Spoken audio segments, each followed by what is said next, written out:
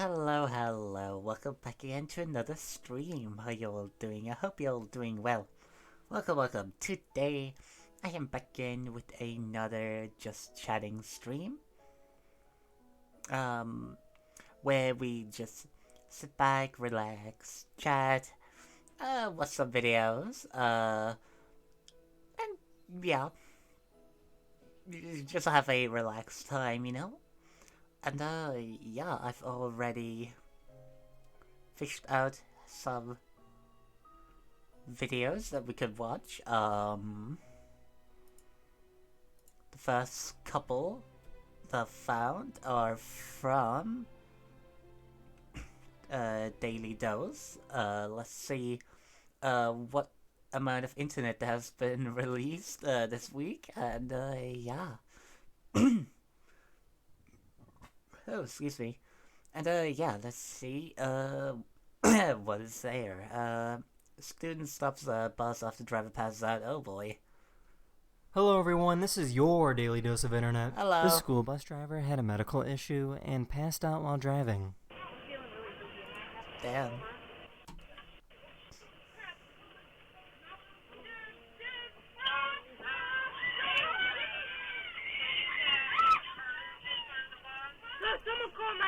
A 13-year-old student managed to stop the bus and save the day. The driver was taken to the hospital and made a full recovery. You can throw a tennis ball. That's lucky. Or you can launch one. What? So this is kind of cool. Wait, what?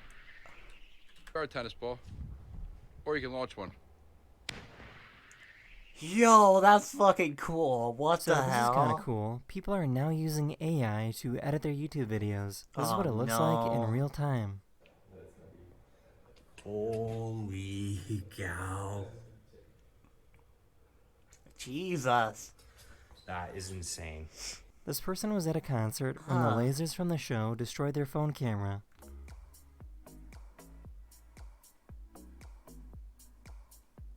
What?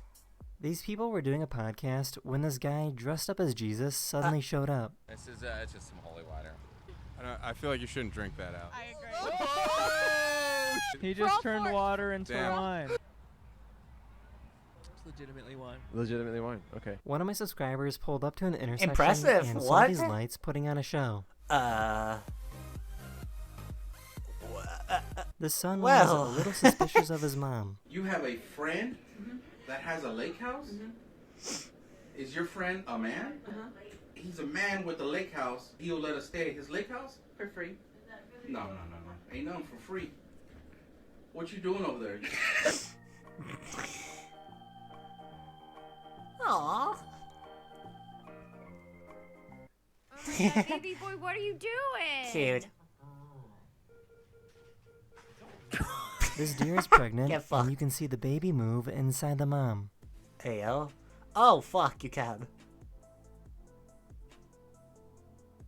Okay. Interesting. This guy made himself his own hovercraft. Okay, that is kind of impressive. What the hell? A lizard fell into a pool and lost consciousness, but a firefighter was close by and started giving CPR. He's breathing on his own. We've done CPR. We've done Oh my god, he's swallowing. Because of the CPR, the firefighter saved his life. Yo, that's cool. So, I learned something new today. The people Sound like crossing a the fart. southern border to get into the United States are not exclusively from Central and South America. Many of these people come from all over the world. In this case, this Border Patrol agent found these people that came all the way from India to try and seek refuge in the United States.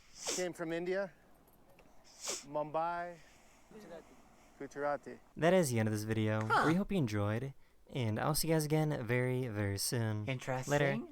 Okay. That is interesting. What the fuck? Wait, how did I get a... Okay, I mean, yeah, of course, ships exist. I forgot about that. Dumbest driver ever. Oh, God. Hello everyone, this is your Daily Dose of Internet. Hello. This has to be the dumbest driver ever. These people said that they were just following their GPS and it said to turn into the water. Right the fuck There's a line in the front of the boat. Sean, throw me the swimming buoy. Yeah. Throw me the swim buoy.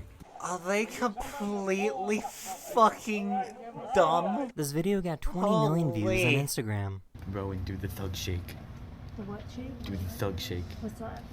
The thug shake. I don't know what that is. Oh, Jesus! This person got an injection in their eye, and okay. you can actually see the medicine move around. What? Ah! Oh my god, I hate that. Don't want any Oh trouble. my, I hate that. Get away. Oh god. Just trying to go to the bathroom. Oh no! These people painted their entire bathroom using mood ring paint, so the paint changes color What? depending on the temperature. Oh.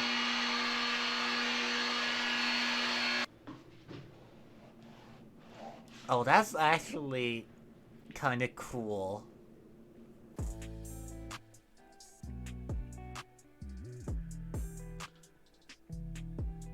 That was lucky. What? Oh. No, not the pizza! This poor guy lost his pizza in the wind, but he still ate it anyways. What? I mean, good on him. He's not wasting food.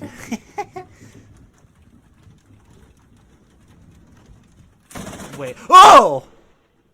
Hold on, y'all, cause I had to. Okay, I thought it was like windy, and I was like, wait, why aren't the leaves moving? And oh boy! Y'all, cause I had to swoop back around real quick. I know for a fact these did not draw the front of their whip. What? Did If you give Oh emus a ball, my they will god! Oh my god!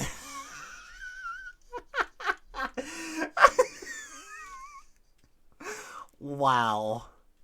Bloody hell. If you give emus a ball, they will have no idea what to do. Ayo?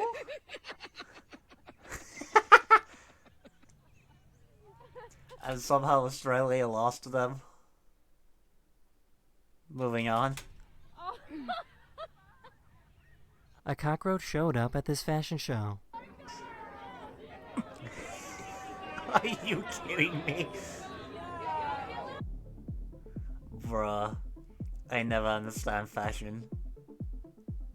Wait, what the fuck what the fuck is that?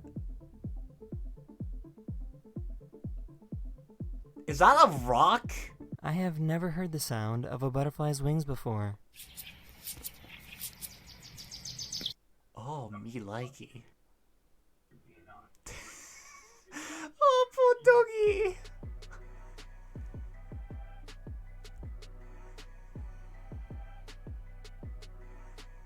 That is really So impressive. this video got 150 million views on TikTok. Stop. I told you no.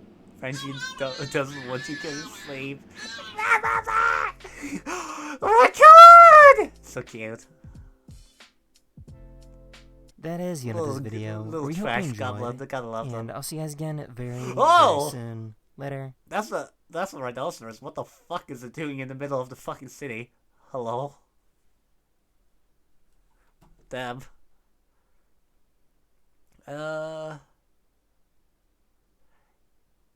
Okay, that was Daily Dose. I have two other videos here as well. The unsettling side of Twitch. Fingers crossed I don't get banned.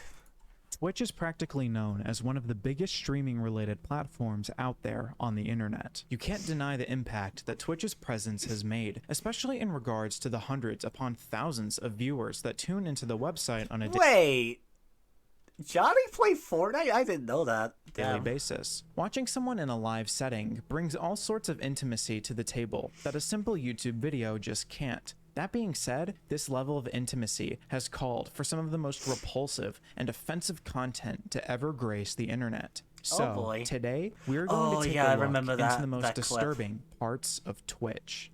Before we hop in the video though, I would like to say that all of the things that I'm going to bring up are alleged, unless proven true in a court of law. I highly encourage all of you to do your own research on any of the subjects that I bring up today. Also, I don't want to get into legal trouble. That's kind of why I'm saying this, just in case. Also, I apologize. A lot of my language today is going to be very fluffed due to the fact that some of these subjects are very heavy, and I'm unsure how YouTube would take it if I just flat out said them. So I'm going to be careful with my word choice, and I apologize for Fair that. enough. But anyway, though, let's hop in the video. Joe Daddy 505. I generally don't put out trigger warnings for my videos, but big SA trigger warning on this one. It gets serious. Joe Daddy 505 is a former Twitch streamer. He was mainly popular in the NBA 2K16 scene and would bring in a rather good-sized crowd of people to watch his streams. Little did people know, though, that a monster would reveal itself every single time that camera flipped off. After a day of streaming, Joe decided to sign off for the day and get off the computer. The only problem, though, is that the stream didn't actually end, and his headset would pick up everything and anything that was going on within that room. While there was no video present, the audio itself can only be described as demented. The audio basically allows you to hear Joe verbally harass and degrade his girlfriend. And you can even hear his girlfriend screaming back at him and crying. While all of this is happening, thousands of viewers are listening in. Oh, shit. News reporter Anna Merlan had this to say about the audio. The audio lasts about 6 minutes. The man being streamed from Joe Daddy's account sounds extremely intoxicated and can be heard calling the woman a bitch, a whore, and a slut, making derogatory remarks about her vagina and accusing her of cheating. She can be heard crying, screaming, and saying, "Get off of me," and "I'm going to call the cops." At times, she's screaming so wildly, it's impossible to make out what she's saying. It's unclear whether the woman was also being sexually assaulted, but many commenters on YouTube and Reddit have speculated that's the case. After listening to the audio, we can't rule it out. After this horrific incident unfolded, many users were quick to download the stream and get the audio itself. It would then be uploaded to various websites all over the internet. One such example actually reaching 600,000 views in just the span of a few days. Obviously, there was an immediate uproar and backlash at Joe in regards to the disturbing things that he had done to his girlfriend. There was even a since deleted video of Keemstar from Drama Alert going over what had happened. Joe was pretty quick on damage control, but it didn't exactly work in his favor, especially considering the fact that the evidence that was brought against him was pretty damning.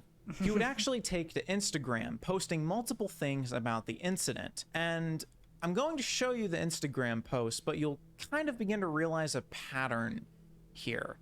It's almost impossible for Joe to take the blame. It's almost as if he's like never at fault. And even when he does admit fault, he like follows it up with another thing that justifies his behavior. It's absolutely insane seeing how he'll jump from like X thing didn't happen. That is absolutely not true at all, to okay, X thing did happen, but it wasn't like that, to okay, it was like that, but I'm like going through a lot right now. Things are hard on me. Take a look at some of the Instagram posts. You guys have it all twisted up.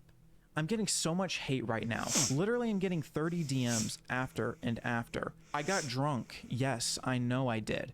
My father recently passed away, and we had an argument a couple days ago, and she brought it back up on stream, so I might have got upset. No, I did not rape her.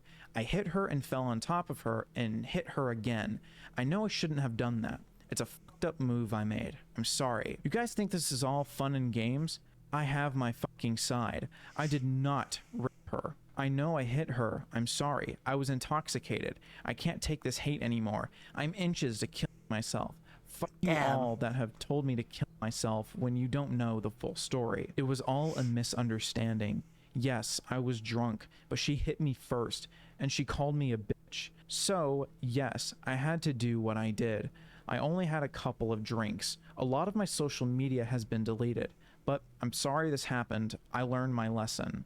Even with all of this evidence and Joe coming forward saying that he did lay his hands on his lover, it wasn't enough for the police to do anything. And even then, if they wanted to further the case, a victim would have to come forward and bring up the stuff that had happened. But I'm assuming the girlfriend never did, considering he never got charged. Joe would basically go radio silent on all sorts of social media. Not only would his audience drop him, but so would Twitch and YouTube. Also, somehow this audio is hosted on YouTube, and if your morbid fascination gets the best of you when you do decide to take a listen, just be aware of the fact that it's pretty heavy. It's hard. It's a very, very disturbing piece of audio. Amos Yee. Amos Yee is a Singaporean YouTube personality that has stirred up a lot of drama around his name. While this example only loosely ties into Twitch since he had done some debates on the platform, I just couldn't skip over this example. In 2017, Amos's YouTube channel would amass over 50,000 subscribers. This was mainly due to a very controversial video that he had uploaded. The video was based... What? Amos Yee, if I remember correctly, wasn't that the dude that was very up with free speech and was very open with free speech about bestiality?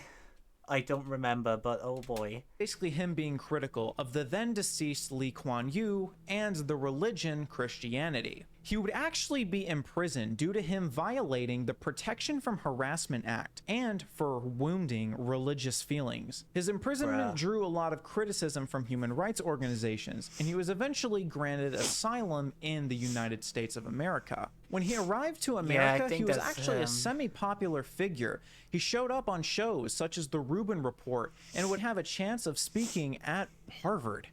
His speech would actually be canceled the day before. This was due to the fact that he had some very controversial and interesting opinions about a certain subject.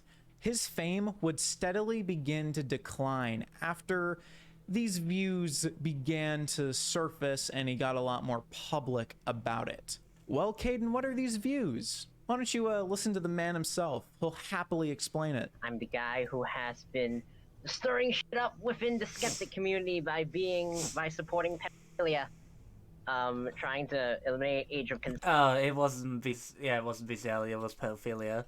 Oh boy. Consent laws for sex. Still isn't any better. Obviously isn't any better. For pedophiles. You're arguing that all age of consent laws should be abolished, that a 2 or 3 year old could sufficiently engage in sexual activity with somebody that's 20, 30, 40 years old, right?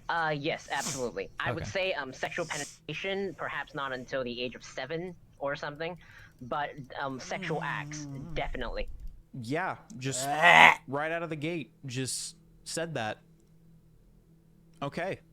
A lot of people immediately assumed that Amos was trolling. There's no way he legitimately held these views. There's no way at all. But anytime he got pulled into a debate panel, he maintained it, and he said it with his chest. He was unwavered. Due to how outspoken he was about this subject, on May of 2018, social media sites that hosted Amos's content began to remove his accounts. First being his YouTube, and then his Twitter, Patreon, WordPress blog, and his Facebook page, undergoing the same fate. Following his ban on these major social media websites, he kind of just went under the radar. I guess it's kind of easy when you're banned on the major platforms, but yeah, just there wasn't much out there about Amos anymore. Crazily enough, though, even up to this point, people still thought Amos was trolling. People were still in denial. They were like, yeah, there's no way this guy holds these views. But people's perceptions would change in October of 2020. Amos would be arrested and charged with solicitation and possession of cheese pizza, also known as kitty stuff. Yeah. If you know what I mean. If you're somehow missing it, I don't know how. Yeah. It's been reported that there were thousands of messages shared between him and this individual. And apparently there were some pretty risque photos and maybe videos sent. Not good. Initially, there were 18 charges brought against him. linking with It was Twitch. then brought down to 2 via a plea deal, and now he gets to get out in 2026. It's a sad world, Oh, lads. fuck, man. It's a really sad world. Twitch artifact. Have you ever wanted to Oh, see okay. what would happen if B from 4chan had live streaming privileges? Well, that's essentially what the artifact section of Twitch devolved into. Have you ever wanted to see a person live stream Shrek 2? It's there. Are you tired of those What? ads on the hub shaming you for watching their content by yourself? Well, guess what? No, I I'm with the assure science you team. That in the artifact section, there will be 600 people Artifact engaging was in a that mess? type of content. No Okay, longer still will you be trying alone. to But anyway, understand what it basically Artifact is. just became a place for people to watch like movies, anime, Huh. shows. It just got crazy. If you are unsure what Artifact is, it's basically just a card game. And Oh. the reason that people picked Artifact to like stream this type of content was, I'm pretty sure, because a streamer mentioned that like, hey guys, the Artifact section is dead, lol. And then people started going in there doing meme streams, and then it eventually just stuff started happening. As I said though, it initially was a meme. It wasn't even that bad in all honesty. People would be streaming. Oh, so Artifact was a card game, and then people started. If I understand correctly, then they started streaming like anything on it because it was dead. So it would kind of go under the radar, radar, if I'm understanding that correctly. Oh, Valve game. Okay. Well, am I understanding it correctly? Because it like fell off, the tag got under the radar. It died 10 minutes after Valve. Really? Huh. Yeah, okay, interesting. Damn. Streaming like Blade Runner 2049, and then their stream title would be like no snitching. It was just funny. It was almost just like Try to watch the Artifact reveal. Okay, I'm just gonna ready that up, I suppose. Artifact. If I can spell. Artifact reveal.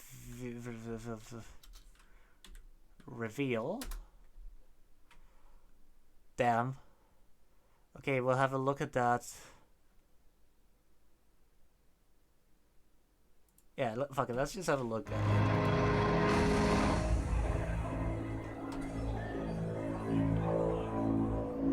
It was also fairly new. Fuck, 2017 is fucking 6 years ago. Oh my god.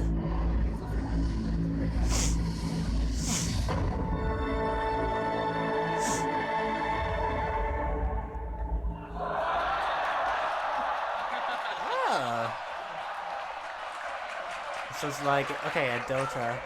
Man, you've only kind of seen the game, but I've actually gotten a chance to play the game. And if you played previous trading card games, it has a lot of similarities in terms of having creatures and spells that you cast onto the board. But in this game, anything you see in Dota, it's here. There's not just one board, but 3 boards. You control 5 heroes, deploy them among the different lanes, creeps spawn every turn. The heroes that you play in Dota, they're in the game. You can play as Bounty Hunter and cast track on an enemy hero. Killing it gives you extra gold. Use the gold to buy item cards, equip them to your heroes. And I gotta say, it's a really cool experience because you really feel like the commander who's allocating all their various resources among this entire huge battlefield, moving from lane to lane. I don't know if you guys have any questions to ask. Val basically told me, we're gonna run the teaser, Sean. Feel free to say whatever you want. It was the hype of a Hearthstone, Magic the Gathering, and Rise card game. I think this sounds crazy as well, just because I think there's so many people that like Dota, but they don't have time to play Dota, or they get frustrated, or they don't have any friends that play Dota with them. People were so disappointed.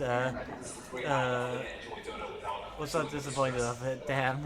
I will say it's a very good experience to play Dota, of course. I mean, there's all these mechanics of like, last minute timing, real time, all that that sort of aspects. But I mean, in this game, there's a lot of really interesting cards and behaviors. Like there's these improvement cards where you can actually cast spells on the varying lanes, and they continue to upkeep every single turn. So you can wind up like. Okay, that was it already. Holy. Okay, damn. Comedic, the stuff that was happening on there. But of course, the internet will be the internet, and it will just get worse from there. On March 15th of 2019, Brenton Tarrant would go through with one of the worst mass shootings that New Zealand has ever seen. During his rampage, he took the lives of 51 people and streamed it all on Facebook Live. While some people managed to get copies and downloads of this video, a lot of it was mainly scrubbed from the internet. At least, some of it was scrubbed from the internet. Sometime after the shooting, a user would take to Twitch and live stream the video to an audience of nearly 3,000 viewers. There were even reports of further NSFL that's porn. Life That's My Hero content Academia. that was being streamed on the website as well. After this incident happened, Twitch had to step in. It was no longer games, it was no longer memes, it was no longer people streaming movies or shows or anime. It was getting very serious very quickly. So on May 28th of 2019, Twitch took to their Twitter page and had this to say about the incident. Over the weekend, we became aware of a number of accounts targeting the Artifact game directory to share content that grossly violates our terms of service. Our investigations uncovered that the majority of accounts that shared and viewed the content were automated. We are working with urgency to remove the offending content and suspend all accounts engaging in this behavior. In addition, we have temporarily suspended the ability for new creators to stream. We're very sorry for the inconvenience. The safety of our community is our top priority, and we're doing everything we can to restore all access as quickly as possible. We will provide an update when we're able to do so. This action helped a bit. After 2 days, they decided to lift the ban on new streamers being able, or I guess rather being unable to stream. I imagine this situation had a sort of Streisand effect though, publicizing it. The Streisand effect is a phenomenon that occurs when an attempt to hide or remove all sensitive information has the unintended consequence of increasing awareness of that information often via the internet. Okay. And going to your Twitter and saying that we're having all of these big issues going on in the Artifact section.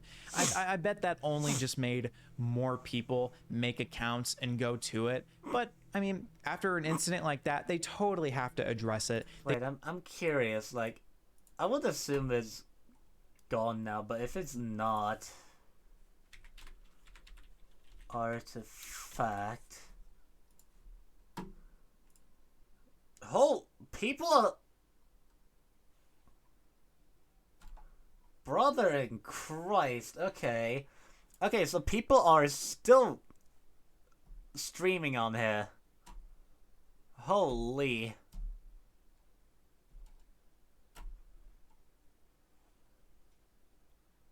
I'll say at this point I would thought they would have, like, taken it down or just banned this, like, tag, but no, apparently not. Yeah, there's some Dark Souls, there's Mortal Shiv, Modern Warfare, some kind of Harry Potter. I think he's the only one who's actually playing the game. Damn. But if you close your eyes, they totally have to do something about it. I haven't heard any crazy things going on in the Artifact section as of recent, so I'm gonna assume they took care of whatever was going on down there. I view this entire situation as like, you can't have nice things. Like, I don't know how else to put it. Obviously, the people that were illegally streaming movies, that's not smart, but it's way less harmless than what those other people were doing. You know, it's just the internet, man. Like, they'll always take it to the biggest extreme that they can. Just part of the game, I guess. The Tops shooting On May What? 14th of 2022, Peyton Gendron would be taken into custody and charged with first-degree murder after committing Holy- a racism-fueled attack What on the innocent fuck? grocery shoppers. At just 18 Thanks for years God's old, sake, Peyton would busy. begin to Yeah, I'm doing radicalize pretty himself okay with myself. far-right That's awesome. ideologies, Nice and to more hear you doing specifically, conspiracies. Within his reportedly 180-page manifesto, one of the conspiracies that he discussed was the Great Replacement, which is essentially the idea that white people are being demographically and culturally replaced with non-white people. This theory, though, has been cited as being I hate unscientific racists. and racist due to scholars saying that it simply demonstrates a fundamental lack of understanding in demographic statistics. The attack itself was all live streamed on Twitch and has since been downloaded and shared to all corners of the internet. During the rampage, you can see Peyton getting out of his car, Christ. firing outside and inside the grocery store. There's even a moment where he trains his rifle on a white person within the store. He then apologizes and then runs off. If you couldn't tell, it's very clear he was actively trying to pick a certain race to go after. Tragically, 10 people That's would so lose their fucked. lives to this racist, hate-fueled monster. Twitch was actually able to pull the That's stream so down within 2 fucked. minutes of it being up. For some reason, though, this has actually levied a lot of criticism towards Twitch, which I don't understand. It wasn't like Twitch did nothing at all. Twitch actively went out of their way to pull the stream down within 2 Which is better than what they do now. Anyway. minutes. That is a really good response time, especially considering how big of a platform Twitch is. There are hundreds and thousands of streamers out there. Think about how many people are live at a given time. How is Twitch supposed to know that this kid was going to go through with something like this and live stream it? Twitch can only know what they know within the moment. And when they found it out, they took care of it. I don't know why people are getting upset with Twitch about it. People say it's like, oh, because the guy wanted to use Twitch to amplify his reach. It's like, what? Okay. Yeah, duh, obviously. But it was addressed as quickly as they could get to it, you know? In court, Peyton Bruh. pled not guilty to all 25 charges that were brought against him. Weirdly enough, though, in his manifesto, he said he was going to plead guilty. So I don't know why he had a change of heart.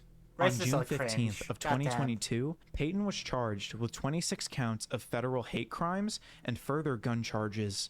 It has also been cited that if further federal crimes can get put forth, he could potentially get the death penalty. I would like to say that I hope the victims of this disgusting tragedy rest easy. And I hope that the perpetrator gets put away for God knows how many years. Hopefully it's a life sentence Yeah. of some kind. It's gotta be. It's absolutely tragic that these people had to lose their lives to such a heartless, disgusting individual. It really is awful. And I do hope the victims rest in peace. But with all that being said, that brings us to the end of the disturbing side of Twitch. While there has been some controversy with all of these disturbing things happening on the website, I don't feel like these should be things that stain the reputation of Twitch. I don't think that a few No. dark moments in Twitch's history should speak to the totality of Twitch's entire time on the internet. Honestly, I think they are more,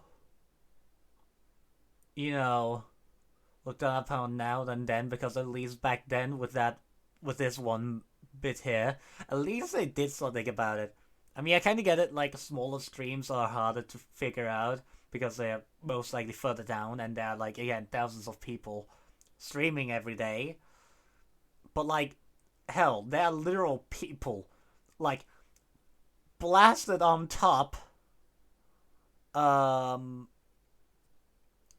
literally having sex, and what does happen? They get a ban for a week. And or nothing happens at all. It is weird. Like, nowadays, Twitch is just way worse than it was, like, back then, because at least they did something. I mean, yeah, okay, of course, porn, like, literal having sex on stream is definitely not the same level as a literal shooting, but still, like, they don't take action as well now than they did then. So that's kind of crazy to me. I have brought you cheese. Nice. We bang? Okay, what the fuck? Oh god. Bad stuff happens all the time, and unfortunately, people abuse platforms like Twitch to amplify bad things. If you can't get enough Night Crime content, though, I implore you to click somewhere around my face and watch another video of mine. I think you will absolutely Nothing happens. Enjoy it. Before we hop in the end segment, though, I would like to thank my Tormented Knights and my Knighted patrons. For my Tormented Knights, I have Andrea, EB. Okay, that was interesting. But damn, yeah. I don't see how some of these were because of Twitch. Like, for example, with, what was his name again? MLZ, yeah, the fucking pedophile. I don't see how that was kinda in this, but oh well. But damn, that was something. Holy.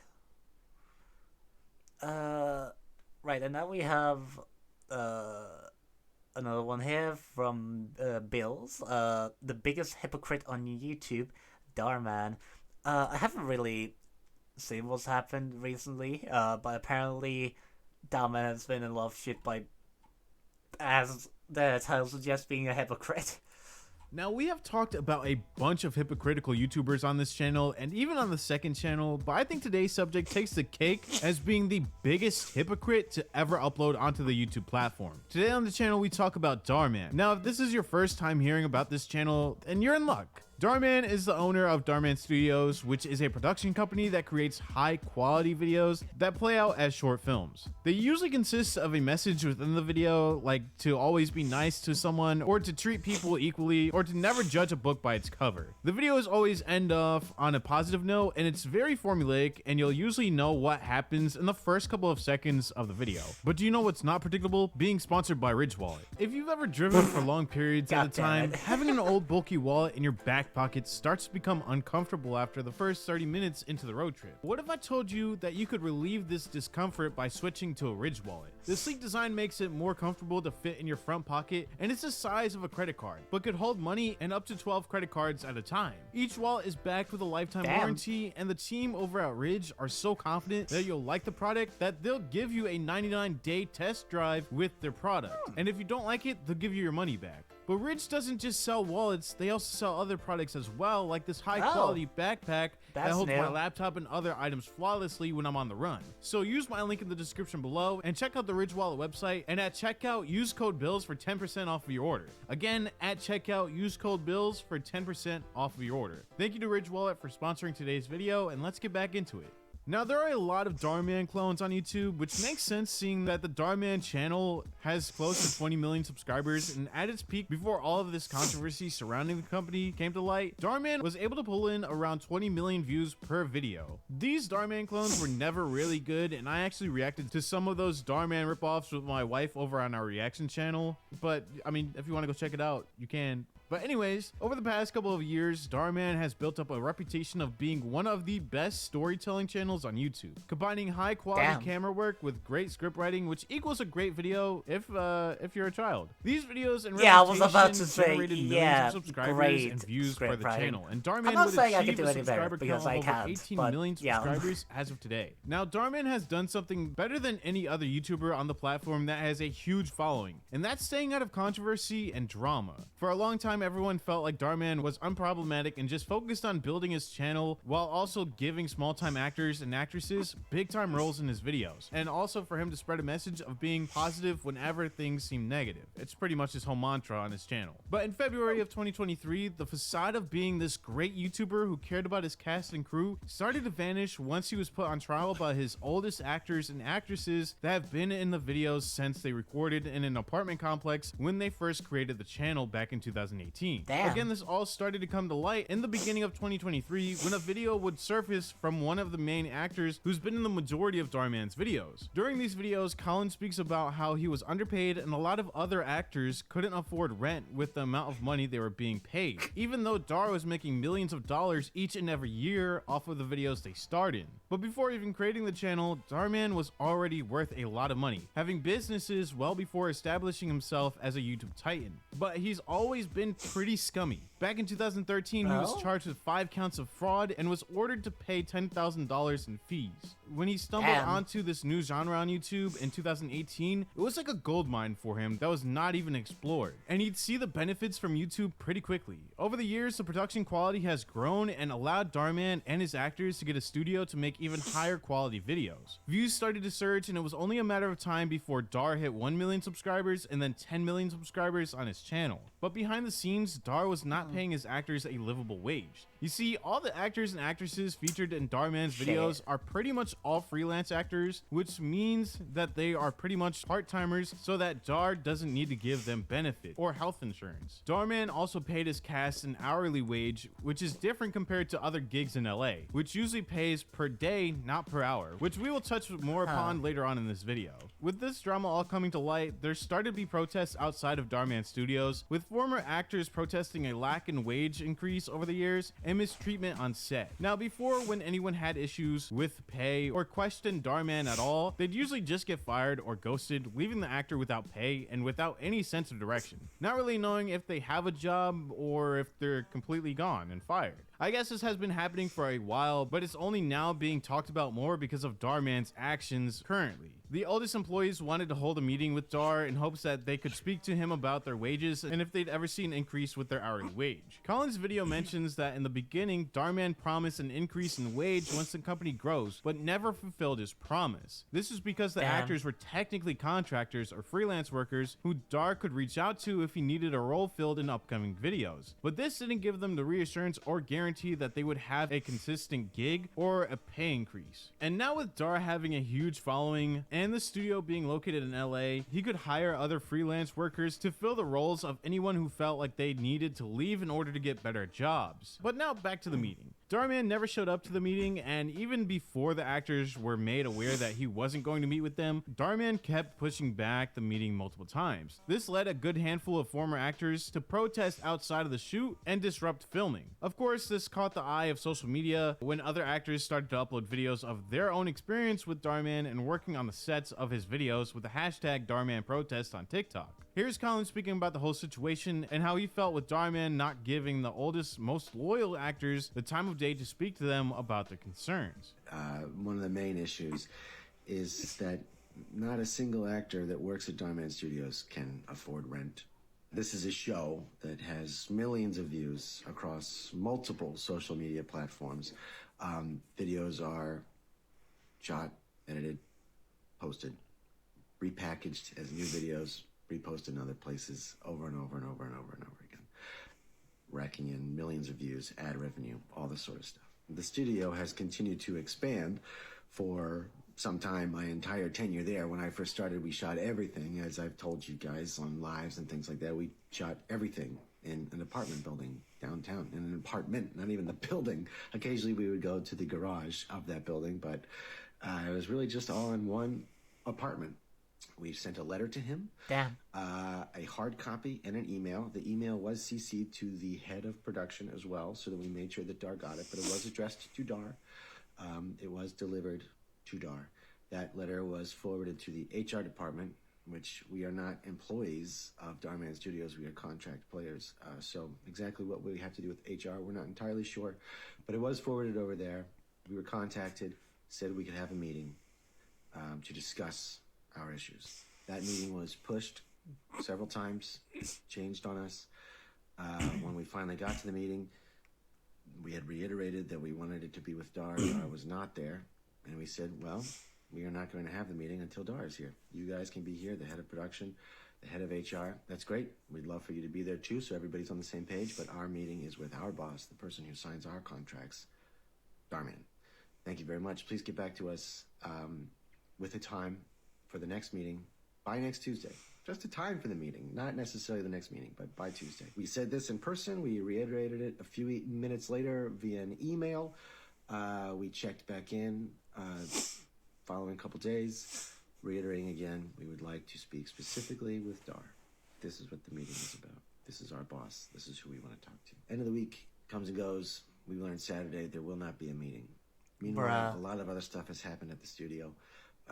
Some not great stuff. Whether it's connected or not, we don't know because no one's talking to us. So that's why we're here right now, because all we wanted to do was sit down and have a conversation with our boss. That didn't happen. We were told explicitly that there will not be any meetings and that any issues that we have can be written down and forwarded to HR. And that's just not acceptable. After the multiple videos made on Dhar Mann and how he treated his workers, like firing actors who had health problems during shoots, or firing actors because they couldn't make it to a recording session due to personal reasons, and he wouldn't even reschedule or even speak to that actor ever again. Now, bigger YouTubers weighed in with their own opinion on the situation. Moist Critical spoke about the controversy surrounding Dhar Mann in a video titled Dhar Mann is in huge trouble. During this video, Charlie speaks about how Dhar Mann pays those actors pennies compared to what he gets paid and how it's not right. Charlie also brings up a pretty good issue with the child actors within Dhar Mann Studios and was wondering if they get compensated fairly or if they get a worse pay wage than the older and wiser actors because they don't know how to ask for a higher rate. It seems like every big YouTuber who spoke about the situation touched on the fact that Dhar Mann is a multi-millionaire and how the one video that these actors star in gets reposted a bunch of times to other platforms like TikTok and Facebook. And I wouldn't even be surprised if it showed up on Rumble in a couple weeks to make as much money as possible. Now, before I continue, I want to reiterate that there's nothing wrong with publishing a video to multiple different platforms and in different languages. We see that with Mr. Beast all the time and nobody has an issue with it. My issue is with how Dhar Mann uses his money and how he underpays his staff and actors. Dhar Mann makes a ton of money each month and he should have his actors on a pay per day wage instead of an hourly wage, because it would ensure that they would be paid a livable wage for contributing to the success of the channel, because without those actors there is no Dhar Mann and channel. There's other videos from another creator who worked with Dhar Mann who spoke about the contract and how sometimes you have to dedicate at least 5 days of your life to film a Dhar Mann video. But he goes on to state that you have no clue what your role and hours will be until you actually sign the contract. So if you have a shitty role and you only work for 3 hours a day for 5 days, you only make about $500 by the end of the week. But a lot of the time you wouldn't work every single day. $500 a week might sound great if you're just starting out in the industry, but trust me, it's not that much money, especially if you're living in California, which is really bad right now. Now, after the protests broke out and a bunch of big creators spoke about Dhar Mann and his channel, there was a little Dhar Mann civil war. The old actors who worked with Dhar Mann said that he underpaid them and wasn't concerned about their well-being on set, but the actors who stayed with Dhar Mann stated that he did pay them well and he's been nothing but a stand-up guy. And again, it was very weird because if you look at Dhar Mann's community posts, he'll repost a lot of these videos from the actors that worked with them or work with them currently, just to push his narrative that he's not that bad of a person and that the actors that do work with him actually do like working with him. It's very weird, and it does seem like he's kind of, you know, making it seem like he's like this great boss, and he's just verifying it by sharing other people's videos where obviously they're actors, so you just pay them to do it. But you know, eventually the old actors formed their own channel, leaving the Dhar Mann channel behind. And Dhar Mann and his Dhar Mann Studios Instagram page posted statements to their pages. Dhar Mann on his community post stated, "Hey Dhar Mann fam, we want to address the recent protests by some of our actors. First off, we'd like to thank the many actors and fans who have reached out to show their support, gratitude, and solidarity to us. We truly appreciate you. For background, we did arrange an in-person hour-long meeting with actor representatives and two of our most senior leaders, including our head of productions, in hopes of understanding concerns prior to any protests. During that meeting, the actor representatives refused to communicate any concerns and instead walked out. We followed up with a request for written feedback and never received a response. More info in our stories. In regards to actor compensation, we believe we pay our actors competitively compared to our peers. Our rates for actors vary. Extras receive $18 per hour, and speaking role actors receive $33 to $44 per hour. We are proud to have given thousands of actors job opportunities, and last year alone paid millions of dollars in actor compensation. Actors by nature work for many different production companies. We offer project-based opportunities that vary from a few hours long to a few days. We do not offer full-time positions, as we try to spread around opportunities and show a wide range of faces." See, this is where he kind of gets to. This is, you know, this is not what he wrote on his community post. But I'm just trying to insert myself because the reason why he's saying that they don't offer full-time positions is because of the benefits. We've already spoke about this. He doesn't want to give them any benefits because instead he would have to do more forms once it came tax season. So yeah, he doesn't want to do full-time because he would have to offer them insurance, and he just doesn't want to do that. Anyways, he goes on to say, all details including pay rate and length of production are specified in the offer letter, and the actor has the freedom to accept or decline the project. If accepted, actors are always paid shortly after the production wraps, typically within 72 hours. We highly encourage feedback and have many outlets for actors to express their concerns, including anonymous actor surveys we send out after productions wrap and anonymous actor feedback boxes in our studio. We receive an overwhelming amount of positive feedback and very high ratings. Any concerns we address quickly. Yesterday, a group of protesters interfered with 2 productions that were taking place. We want to apologize to the crew members and actors affected by these protesters and for the stress that it may have caused. We thank you all for your support and understanding. More information can be found on our stories. Now, the Instagram stories that Darman refers to were obviously deleted after 24 hours. That's just how Instagram works. But another huge YouTuber, Jarvis Johnson Gold, spoke about the stories and how odd they were. So I'll add a snippet of his video to get some more context with the Instagram stories Darman was referring to. Myth number 6 is a personal favorite of mine because of the way that they've chosen to address this point. Myth number 6, we don't take feedback. I don't know if that was said expressly, but it seems kind of too broad, right? They say, truth, we are a very feedback-driven culture. We have 3 ways of giving us feedback, and you'll never believe the first way. Number 1, the anonymous actor feedback box, which people can leave their opinions in. They're collected frequently and reviewed by management. We now have the option for people to let us know who they are so we can actually contact them and follow up on their feedback. But they can also choose to remain anonymous. Oh my God, you have a feedback box. Problem solved. I can definitely be sure that when I put my feedback in the feedback box that it'll get addressed. First of all, it looks like a trash can. 2, it doesn't say feedback box. It says suggestion slip. Like, I don't know, maybe could we have more vegetarian options at the crafty table? Like, that's what a suggestion slip implies to me. Not, suggestion, maybe we could have a little bit more pay for how much we've contributed to the business. Like, I don't know. I don't know if that's really going to happen on a suggestion slip. Now, these statements from Dar were debunked pretty quickly from the previous videos from his ex-actors, and he really didn't touch upon everything that the actors were upset about, but instead he apologized to the actors that were working instead of acknowledging the reason for the protesters protesting in the first place. Instead, he posted another community post stating, "The past week has been a roller coaster of emotions. I'm saddened for those affected by everything going on and for the various misleading stories that have spread. I have met with some great actors who have been with us from the beginning, and we are going to do our best to get through this together in a respectful and positive way. For those that don't know, there have been recent protests at our studio by a group of actors, many of whom we have not worked with in years. These protesters represent a small percentage of the thousands of actors we have and do not represent the views of all actors. The protesters have said that I won't meet with actors and did not show up for a planned meeting. That's not true. I love meeting with actors and talking to them whenever I am at the studio. But if there's ever a formal meeting request from an actor, the meeting usually starts with our head of production or our HR manager, not me personally."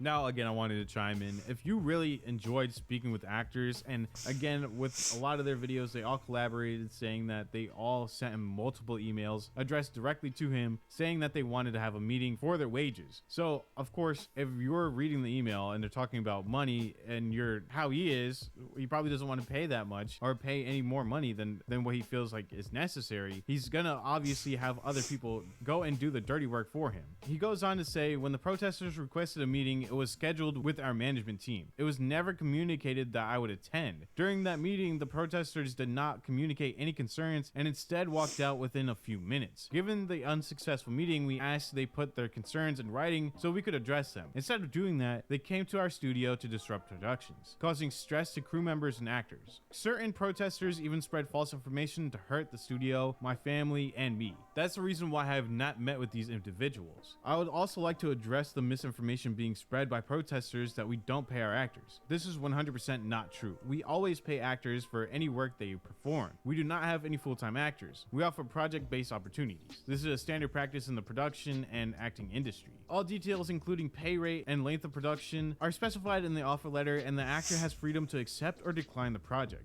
If accepted, actors are paid within 72 hours after a production wraps. Our current rates for actors with speaking roles are $33 to $44 an hour. While I'm taking the steps to stop the spread of misinformation, I do acknowledge that there's always opportunity for growth. So today in my meeting with actors, we came up with the ways to improve things such as more efficient booking system, stronger communication, and more consistent hours and pay. These changes are now in motion. My mission on why I started this channel has always been to spread positivity. Although this has been a challenging time, I am never going to stop working hard towards that goal. I do ask to please stop with any negative comments, especially towards actors, regardless of their views. I'm so thankful for all of your love and support. Now after this situation, nothing really happened to Darman or his channel. I guess his channel did slow down, but his views are still around 175 million views per month. So yeah, not really impacting him at all. I just hope that Darman actually listens to his actors and future actors and the people he works with in the future. I mean, he or else has he'll just end up to like the listen to bosses them he at speaks some about in point. his own videos.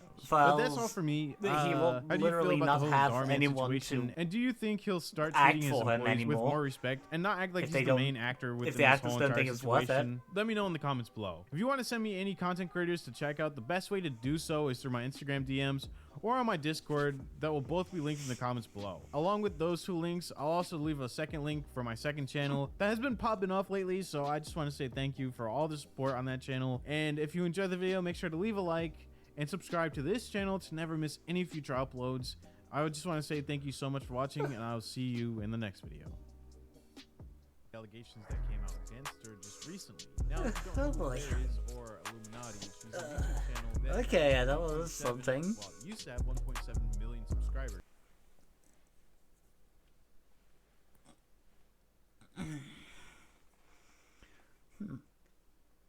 What else could we watch?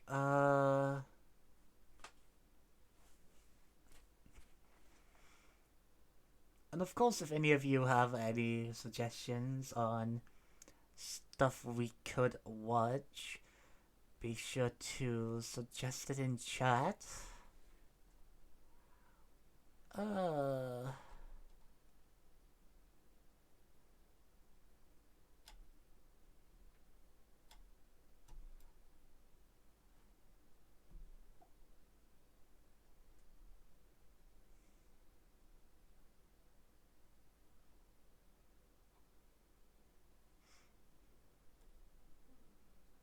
Oh, that sounds interesting.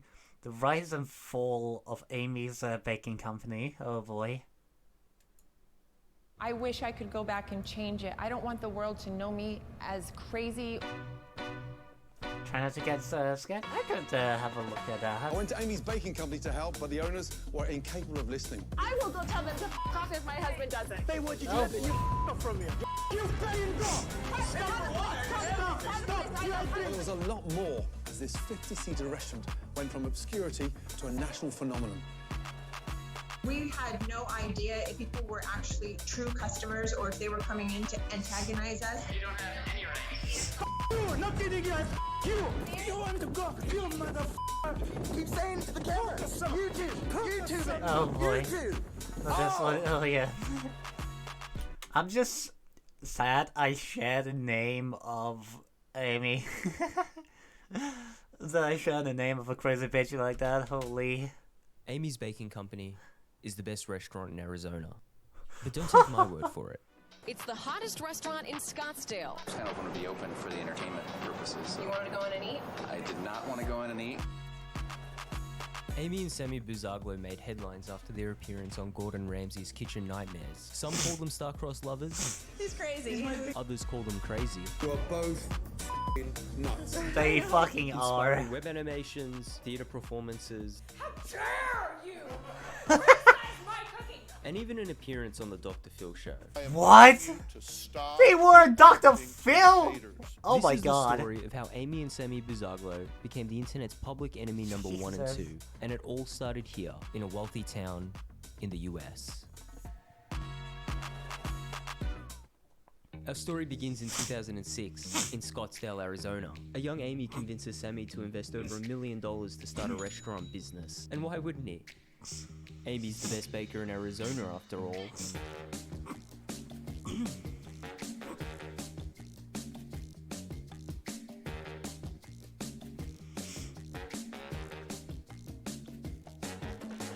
Sammy was put in charge of the front end of the store, while Amy took control of the kitchen. Cupcakes, cheesecakes, brownies, Amy could bake it all, and the town just couldn't get enough of her signature desserts.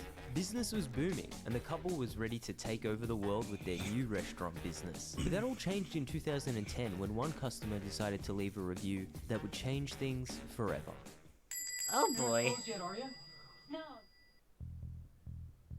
Joel L. wasn't a frequent Yelp reviewer. In fact, his review on Amy's Baking Company was the only critique he ever left on the site. He stepped foot into Amy's Baking Company at around 8 PM, having drove there to try their margarita pizza. Joel was immediately underwhelmed after his first bite, but hadn't really launched a harsh criticism on the pizza. Just said he didn't really enjoy it.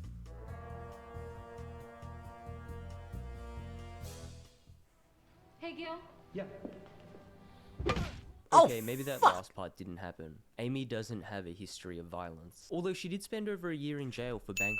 Okay, now I kind of want to watch that movie though. That sounds interesting. And Sammy, of course, was banned from France and Germany for a variety of different crimes. Unless all of this is recorded for this video. I don't know if But it more is on or that not, later. but yeah. Knowing that the review would be bad for I don't business, think it is. Amy took the time to craft a modest response, outlining why Joel L. was mistaken about the quality of the pizza. If it is, Dear cool. Joel L., it is blatantly obvious to me why you were alone on Saturday night. Moving on to the store-bought Jesus. dough comment. Please, my dough is made fresh every day from 100% organic ingredients.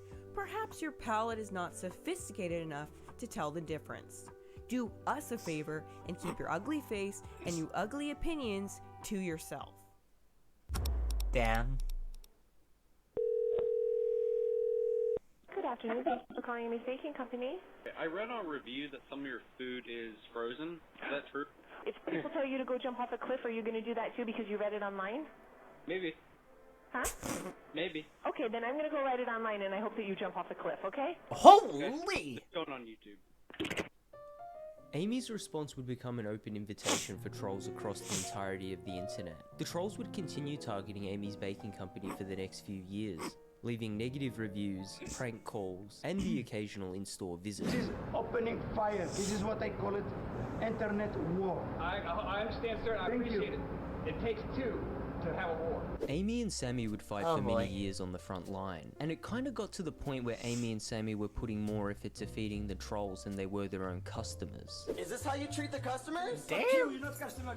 I'm not a customer. I was looking at your menu, dude. I'm not gonna lie, it was a rough time for the restaurant owners. Sammy, being the front-end manager, would have to deal with the majority of the prank calls.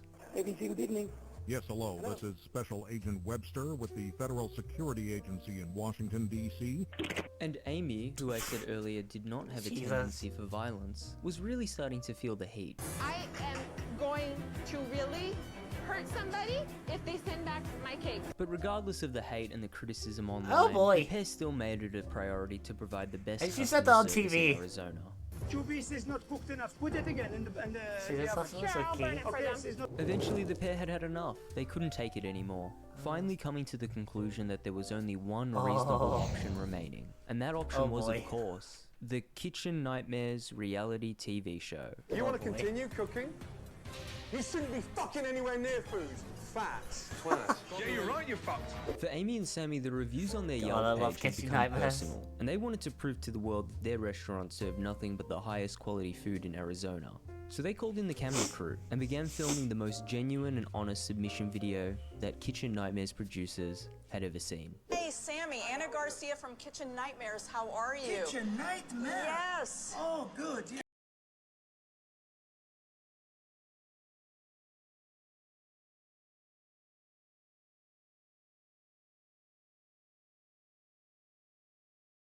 Sorry about that. Can we come in and talk? Thank you so much. Thank you. I appreciate it. On Yelp, horrible things were written about us that were not true. I retaliated and I told him what I thought about him. I told him that he was a loser and he was a moron, he was a tramp, and he wasn't welcome in my restaurant, and he's not. I have That's in your submission oh my god. no problem. Talking about leaving a good impression. Can you film him? Holy. Did you see him? We can. We had to stop because you were talking. That's okay. The biggest problems with this restaurant would be my husband is too nervous in the front of the house. Doesn't really have a customer service background in any way, shape, or form. I'm chicken leg, no head. You go, I go, I don't know where to start. Sammy needs to be removed from this situation. A lot of times I think the customers will probably not come back because of something that Sammy may have said to them. Like, first reaction is just to kind of yell. If anyone tell me that my wife's food is no good, I just tell them to leave the restaurant. I don't want them and don't come back. It's your first time? Oh boy. And last time, don't come back, madam.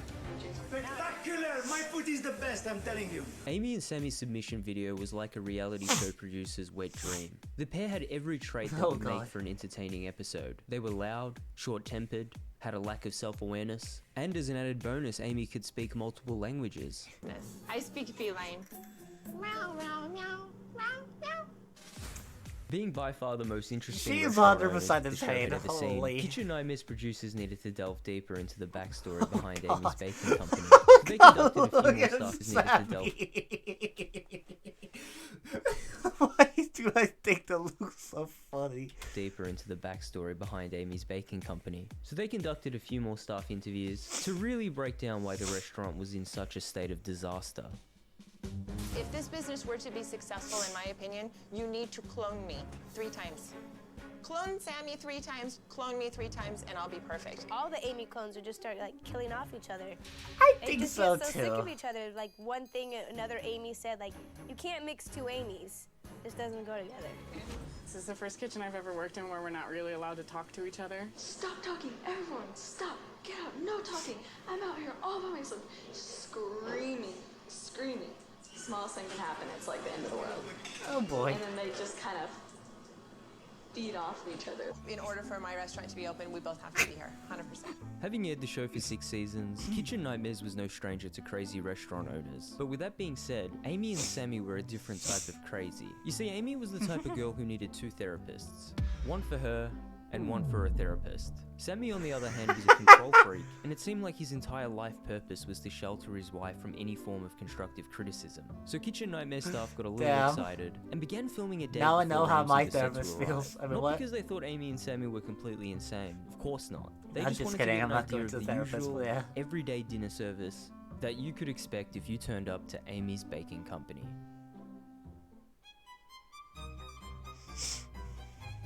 We were waiting on one pizza. It's coming now, it's coming now. You keep saying that. You've been saying that for an hour. Look at him. He's like, where's my pizza? Really? Send him home. You have a pizza, it's coming. You want to wait, you wait. You don't want to pay, what did you have? You off from here. You understand? Sammy? You serve. Go! You don't speak like this. Go! No. Yeah, I fucking you! Sammy, call the police. I said, no, police! You pay and go! Stop! Stop! You pay. You don't go. You, if you touch a you go from here. I told you.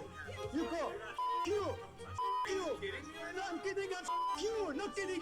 You. Call the police. Take the money. No, I want the money from him. I am calling the police. You guys are. No, he's just calling the police. I know, but hey, you're not touching him. Wow, they are fucking. I forgot this episode so much. They are fucking insane. This is, you guys, I make excellent food. You motherfuckers, you all think that you can come in here and say these things. Are you kidding me? This is ridiculous. I've never seen anything like this before. The food might be good, but the people behind the food, holy fuck, they're fucking insane. Holy shit, To dude. be fair, that's one of the better nights at Amy's Baking Company. What? You'd think that the pair would want to cut loose from the show after such a disastrous first day of filming, but bailing now would mean that they'd lose their opportunity to meet the top celebrity chef himself, Gordon Ramsay. Hey, chef. How are you? How are you doing? Nice to see you. Remember, the couple was motivated to go on the show to prove to the world that their food was high quality, and they believed Ramsay was the key to making this dream come true. Nice to meet you. Likewise. You see, Gordon Ramsay is one of the most influential and well-known chefs in the world. He's been awarded 16 Michelin stars, has Damn. hosted over 20 cooking shows, and he's probably cooked for every high-profile figure you can think of. That sort of small, powerful man from Russia. I wasn't feeling that comfortable. Well, little did he know he'd be feeling even more uncomfortable at Amy's Baking Company, because the owners of this restaurant were not intending it to play out like your usual episode of Kitchen Nightmares. Oh no, they had their own plan for how the episode was going to play out. Oh boy. Chef Ramsay is coming to tell the people how the food is good here. You can go, madam. Don't come back, madam. I'll be happy not to see you here. Thank you. I think Chef Ramsay is going to be wasting his time. He can't change Sammy and Yep. Amy. They're lost cause. I need people who respect you, who know that you have earned your stripes in the kitchen and in life. I need them to listen to you and not the online bullies and take your word that you're saying that our food is good. At the time, the pair thought a favourable Oh, dear. review from Gordon Ramsay would be enough to outweigh the hate they received online. However, upon Gordon's inspection of the food, something was off. The blue ribbon burger was not medium rare as requested. The bun was dripping with grease and had a combination of flavours that Gordon found. Really disappointing. The red pepper ravioli turned out to be a mass-produced frozen product despite being advertised as freshly made. And as for the fig and pear pizza, well, the dough happened to be raw.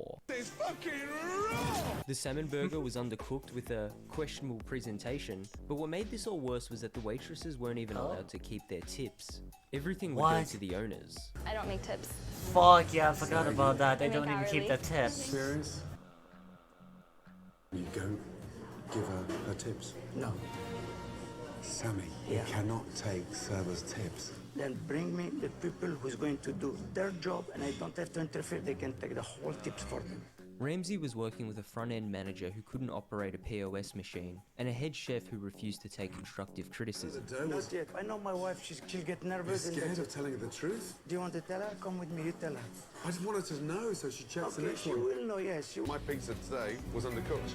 I don't think your pizza was undercooked. I checked it when I took it out of the oven, just like I do every other pizza, and to me it was crispy on the bottom. When I Sweetheart, I know my pizza, wife.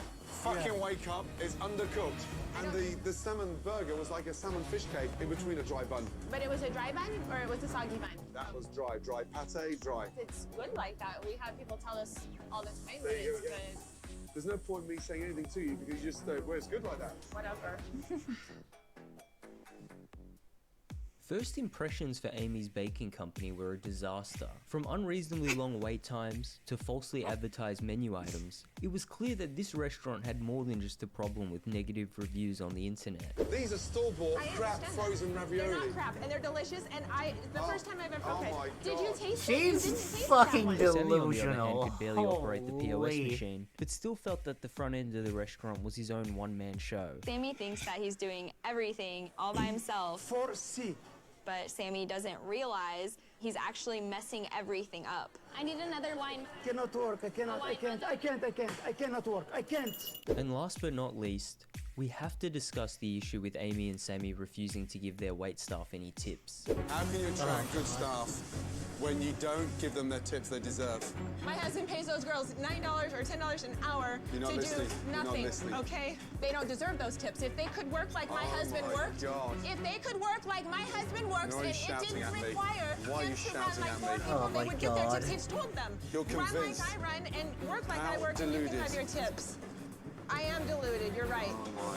Well, at least she sees it herself. Holy. In 1960s America, tipping became common and arguably mandatory when Congress altered the law to allow minimum wage to be discounted in order to encourage service tipping. In turn, there was a greater expectations on patrons to leave tips, as the majority of waitstaff were now relying on these bonuses to get by as a result of their decrease in wage. The growth of people having a waiting job at some point in their lives also encouraged the growth of tipping culture. There really aren't any formal rules when it comes to tipping. Some restaurants let servers take tips directly from customers, other restaurants choose to pool all tips together and divide them equally between employees. Now the former is generally preferred, but at the end of the day the restaurant gets the privilege of choosing its own policy. Amy's Baking Company on the other hand had its very own unique policy. You tip their waitstaff with the expectation that they need the money to make up for low wages, and then they take 100% of it and tell you to get the f*** out. $10 tip. Yeah. That's nice Bruh. for you. Of course, yeah. Why not? Do you think the girl deserves some tips tonight? No, they get hourly. And so do you think if I went and asked every customer when they leave a tip Yeah. that it goes straight to the owner and not to the server, do you think they'd be astounded? Let me ask that table there. Sir, the tip that you left the young lady server, the owner takes the tips. No. Don't with me. Yeah, I will. That is horrible, my guy. Don't say no. Ramsay would walk out of Holy. the restaurant after just a few days of filming. The episode would air in May 2013, and the entire world watched on as the owners stole tips, abused customers, but more importantly, how they treated their staff members. All she asked is, No, she are did you it with sure? an attitude, a serious attitude. She's like, are you sure? For me. Are you sure? You don't need to question me, Katie. You can go home right now. Poor Katie's What termination was the nail attitude? in the coffin, as the internet vowed to get revenge on Amy's baking company. She doesn't work here anymore. She's a poisonous little viper, and I don't allow people to have an attitude in my restaurant. What is she? What done? Who the hell is she? attitude? She's gone. That's who she is. Don't let the door hit you on the way out. Amy's Baking Company. Heard of Amy's Baking Company? Well, the kitchen nightmare for Amy's Baking Company. It's not worth it. Hey, you're gonna go to jail for the rest of your life. It's been a constant barrage of... It's not worth it. Hey, you're gonna go to jail for the rest of your life. Oh my god, I see it. Well, It's been a he's constant holding a barrage of negative fucking comments knife. since that show aired. Gordon Ramsay tried to bury me alive. Who he wants, I will bury him first. Think about what you're doing. We're Yep, completely he's bombarded by holding the a media, knife. by Oh customers, my by god. haters, by trolls. It's not worth it. It's not worth it. Piece of coward. We are dealing with that daily. It's not going to work here. We stood up to Gordon Ramsay. We're going to stand up to the world. Who is he? He has no balls. He's jealous of I my love to see how that Amy and works out Sammy's for you. plans to involve kitchen nightmares had backfired. Not only did Gordon Ramsay not approve of their food, but he also exposed their shady business practices for the world to see. Pretty surprised that the waitresses didn't keep their tips. Why, Sammy? Because I give him hourly very high. The trolls would be given more Yeah, ammo and very manpower high. than ever, and Amy's Baking Company now had a cult Mhm. following of haters across nearly every big platform on the internet. We've become the #1 tourist attraction for the summer, only it's like Disneyland for the crazies. They stand outside and take pictures just because they want to see us. When they come in, they look at us like they are real and they almost pass out. But despite being a momentary tourist attraction and the internet's punching bag, the couple's fighting spirit was still left intact, and they decided they would not go down without one last fight. To all the Yelpers and Redditors, bring it on, pussies. The breadsticks were less Oh. half-baked than Dave Chappelle, and the sparkling kitchen was marred by the blood of the most recent waitress. She was attempting to crawl across the floor and out of the door after being beaten with a whisker by Amy. To Reddit. I forbid you from spreading your hate. You are all little punks. Nothing. You are all nothing. After hearing wonderful things about Amy's Baking Company, I immediately chartered a private jet from Florida to Arizona. I could barely contain my excitement to experience the greatest meal of all time. This is Sammy. I am keeping note of all the names here. We will be pursuing action against you legally. Amy is also the most beautiful and inspiring person I've ever met. She is so nice and treats all of her employees very well. This is definitely a real customer and absolutely not Amy and Sammy from Amy's Baking Company. I am Wonder Woman. I am a great chef. You people are all shit. Yelp shit. Reddit shit. Every shit. It was shocking to see that Amy and Sammy hadn't learnt their lesson from their first internet battle against the trolls. Why on earth would they engage in another internet argument against anonymous trolls infiltrating their social media pages? Well, fortunately it all became clearer a few days later, when Amy and Sammy revealed that their pages had been hacked and that they had nothing to do with the online tirade. What happened with Facebook, with the allegations that you had been hacked? Every single post that was written calling people shit and making fun of them for not making money did not come from us. We didn't say those things. Now we are, because now you have lit the fire inside of us. Now when we're calling people little trolls and telling them that Holy they have no balls, shit, yes, is- that's us. Because She actually sounds like one of those, like, fucking cringe kids on TikTok. Oh yes, the fire is lit inside of me, and the werewolf will come out at night. She literally sounded like that. It's crazy to think that this entire saga was the result of one online Yelp review. As for the pair's previous criminal history, well, Sammy was eventually deported from America for a failure to disclose his questionable past on his US immigration petition. Why is the government trying to deport you, sir? Why is the government trying to deport you, sir? Everybody, out. And Amy's Baking Company would permanently close on the 1st of September 2015. The Oh, pair currently okay. reside in Israel, and although they say they've learnt their lesson, there have been some rumors of an Amy's Baking Company too, which has surprisingly been brought up with a lot of encouragement. I think they just want to see if Amy's gonna have the same reaction, if she's gonna have another meltdown. Like, I think it's gonna be another Kitchen Nightmares round 2. Damn. Like, 10 years later, Let's see how that will come. Let's see how that will turn out. Oh god. Right, the animation. Crazy Amy's baking company, Kitchen Nightmares parody. Okay. Jaxamoto. Nice. He is my soulmate, and we're in this business together. And we stand strong. We have to because there's a lot of online bullies and haters and bloggers. They're dirty, they're lazy. I have issues with customers that are online bullies. And they bully me, bully my husband, that's a joke. Online bullies. They're used to eating processed wood chips or used to getting things for free. It's disgusting. But when did this start? This guy came in that started this entire online bullying. I told him I thought he was a loser, he was a moron. Do you have children? Well, we have 3 little boys, but they're talking. I thought he was a loser, he was a moron. There's a little frozen piece of food. Okay, that's funny. Well, we have 3 little boys, but they're trapped inside cat bodies. You look disappointed. These are store-bought crap frozen They're ravioli. not crap, and they're delicious, and the first time I've ever... Okay, did you taste it? You didn't taste that one. This is... You guys, I make excellent food. You all think that you can come in here and say these things. Are you kidding me? This is ridiculous. Kitty. I speak feline. Meow, meow, meow. Oh my god, what? Meow.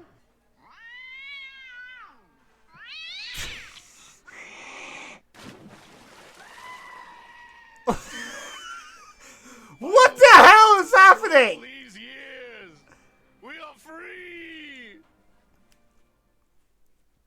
What the fuck? What happened? What the fuck? Oh my god. What was that? Man, that was great. Oh my god.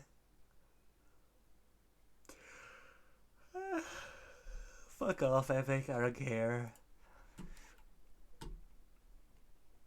Try not to get scared. I think we did. Yeah, try not to get scared. I think we tried that like last time.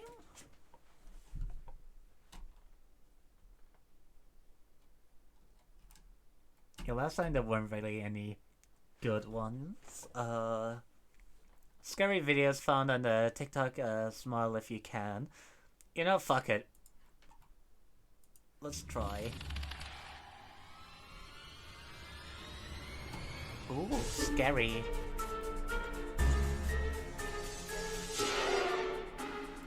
It's an 8 video. A YouTuber has just returned home when he finds one of his dogs terrified, hiding under the bed. Oh no, not The the YouTuber donkey. tries in any way to get the dog out from under the bed, but the animal, seemingly disturbed, remains hidden. After 45 minutes, Aw. the dog finally emerges for a couple of seconds, just to return terrified one more time Oh under the no. bed. Unable to calm the dog, the I sure it isn't the fucking owner that's scaring the dog. YouTuber starts by looking around, finding that also his cat is making strange movements, pointing his head to the attic door. The man decides to go up to the attic to find out what is going on, when suddenly... Aí, fim da festa aí, pessoal. Ó, comprei a câmera nova. Vamos colocar um vídeo no YouTube aí, ó. A Josi capotada já, com Sony. Aí, Thiago, a câmera que eu comprei nova aí. Vermelhinha e tal. Vocês nem esperaram pra festa aí, né, mano? Meu Deus do céu, que porra é essa, velho? Mano, eu vi alguma coisa aqui, Thiago. Tem alguma coisa pra aqui, velho. That was just a friend, like... Tô falando sério, cara. Tô falando sério. Vem aqui comigo, cara. Well, yeah, that would be fucking terrifying if that happened. I'm sure that was just like a friend, like just walking. Yeah, yeah, that was just evil.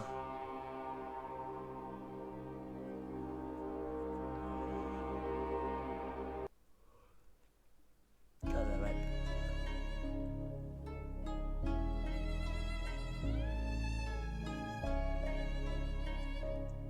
Okay, where the scary?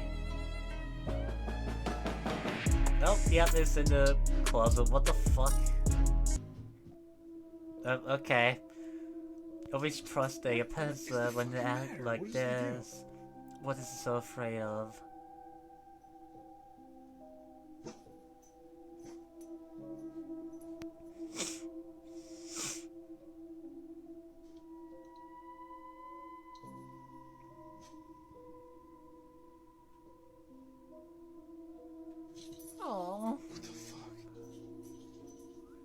Doogie. Get in here. Get in here.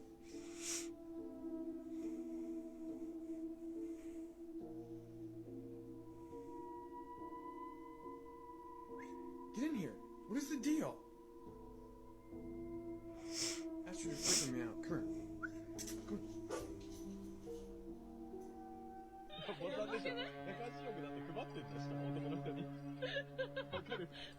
Okay.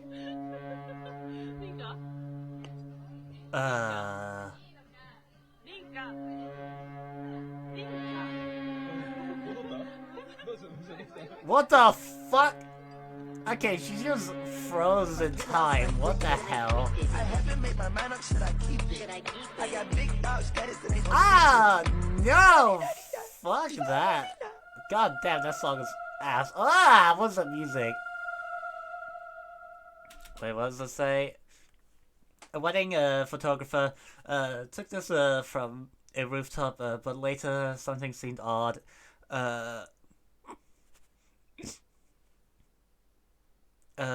This is what he saw when he zoomed in. That looks like a bunch of pyramid heads. What the fuck? This cannot be real. Hold on, let me slow down. What do you got? Roll down the window. Roll down the window. Clown signs. Oh my god. This guy's on Twitter too much. Hey, buddy. Oh god, he's running. Oh, he's running. He's chasing us. Oh my god, he's running. Fake. Fake. Either that or someone's just being cringe. That's all I can think about with this.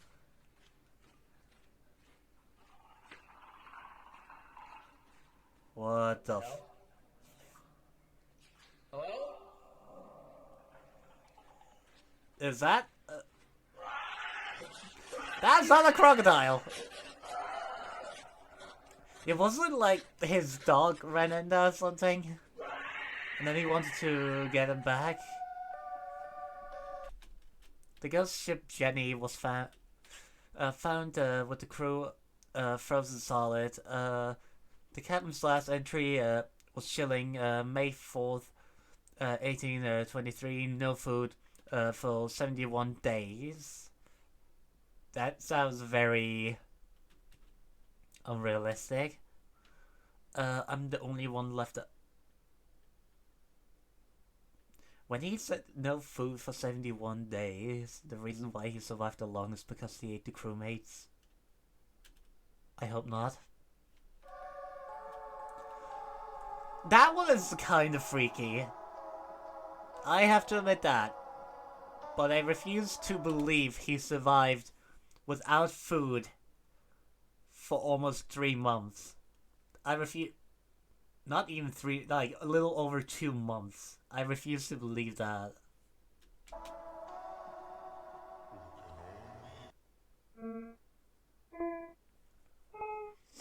What the fuck? Oh yeah, isn't one of them? Yeah, there was 4, but then there were only 3, yeah.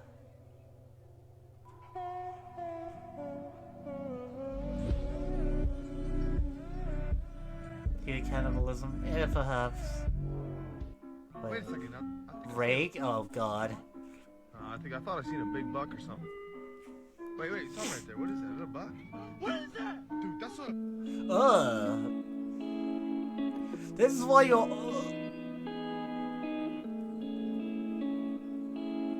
Nah, wait. The motherfucker wrapped himself in toilet paper, what the fuck?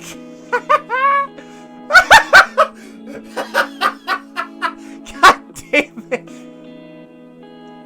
If you wake up at 2-3 a.m., oh, that does not look like 2-3 a.m. Something has to be... What the fuck are you talking about? Scary video. Is that just the backrooms of what? Wait! Fuck that! Is that a clown? The clown. Oh, not again, dude. Oh, cringe. Cringe! Fuck the clowns. That was good. They have. No way. Dude, get out of here. Go, back up, Paul. Go.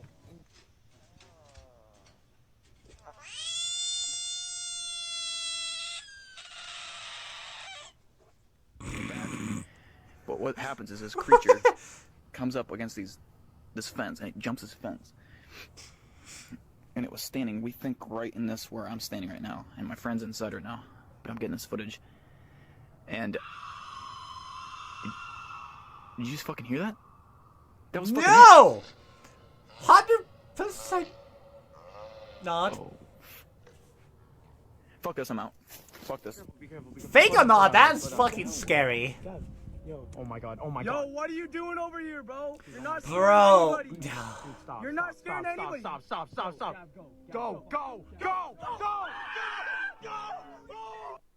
I thought they were fucking gone. What the fuck? What the? Ugh! Oh yeah, I remember that. I think I remember this one.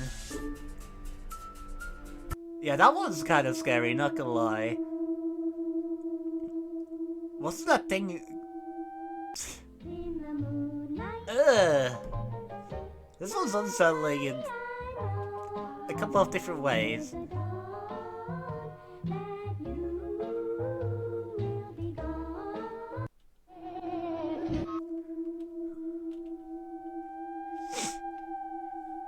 Ugh! What the fuck?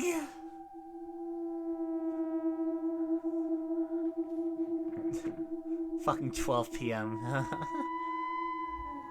Dios mío. ¿Qué pedo? ¿Qué está comiendo? ¿Qué está comiendo? ¿Qué está comiendo? ¿Bolillo, compa? ¿Eh? Bolillo. Un bolillo. I think that's just a drug addict, if anything. Voy a bajar, compa. Baja. Sí, voy I mean, a bajar. if it is, that is still kind of freaky. Pero hay que bajar los tres, compa. Hay que bajar los tres. Usted también tiene que bajar. Usted también tiene que bajar, compa. Usted tiene que bajar. Amigo. ¿Por qué llora? Mire. Amigo. Le está llorando. Trae. Oye, amigo, no. Vamos a bajar, compa. Baja, güey. Pregúntele, compa. Mire lo que está comiendo. ¿Qué trae en la boca, He güey? must be fucking high. Bájate, leche, bájate, güey. Bájate. He has to be tripping. Ay, Dios mío. ¿Por qué lloras? Mire, esa es una rata. ¿Qué? Es una rata, compa. Ugh. He has to be tripping. بسم الله الرحمن الرحيم. Ew. Oh yeah, that one's kind of freaky. I do admit that. That one is kind of freaky. Fucking bitch!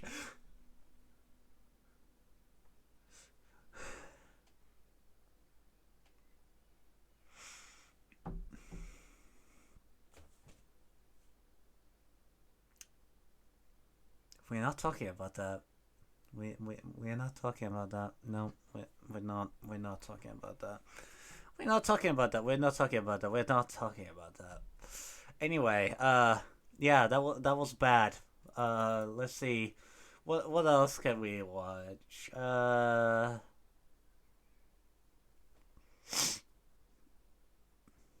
doesn't make me want to lose my sanity.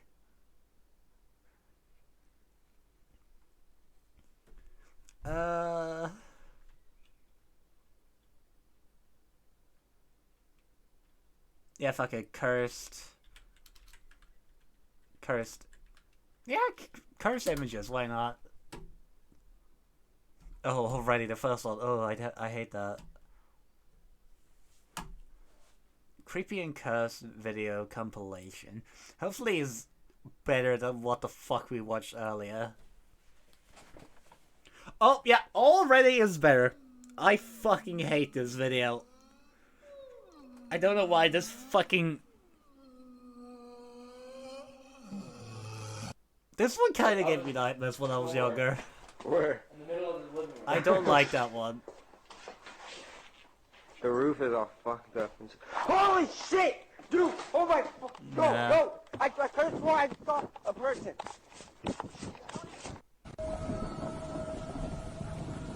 What the God? Is that you?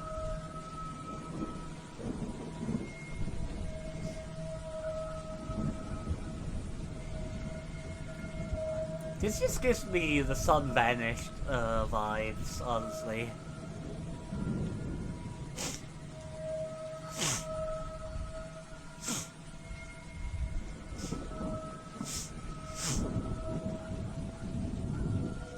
With the yeah, the thunder clapping and then seeing the silhouette, the noises from the probes in the background, and then seeing the silhouette of it in the lights from the lightning.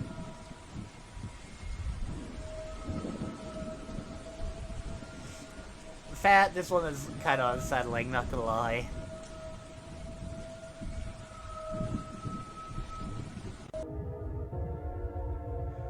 What the fuck? What in the Kentucky Fried Acid is this? It is plants and trees and everything, but at the same time it's animals. What the fuck is happening?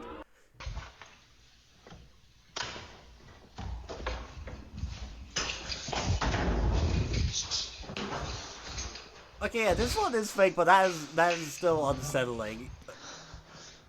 Again, like, some of these, yeah, they are clearly fake, but they are unsettling.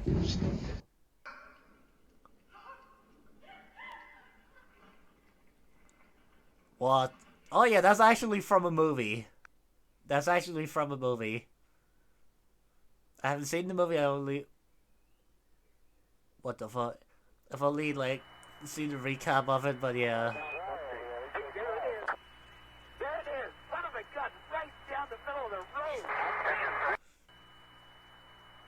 What the hell? Extremely dangerous, do not attempt on any circumstances?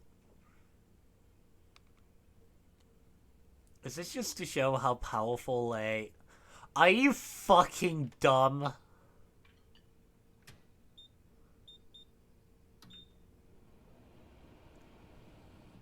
I want to use so many other words that will get me banned to describe how dumb this is. Batman's unsettling, yeah.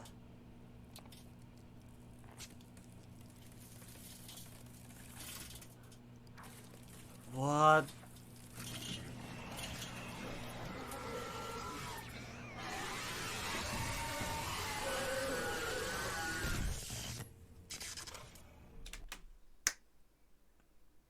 Okay, that was kind of cool. That was kind of cool. I like that. That was kind of cool. That was...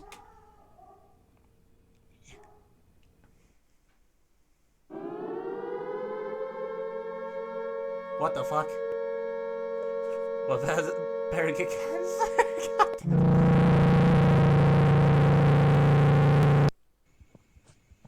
What the fuck? Oh, I hate this already. Oh! I have seen this one, I think. I hate that we are literally like seeing it from her perspective because we're seeing her blink.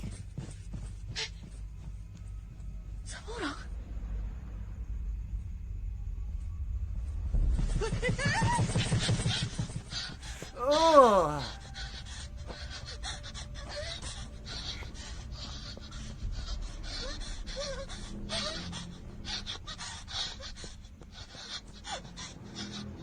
No, don't go into the darkness! Why?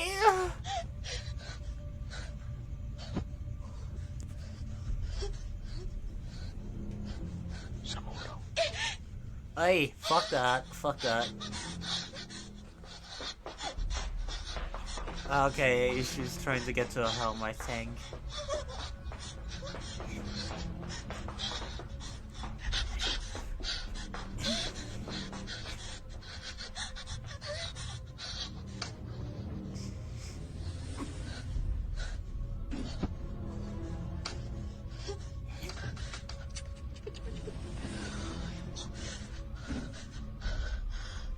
Oh yeah, and doesn't like wait on the floor she wants to be on.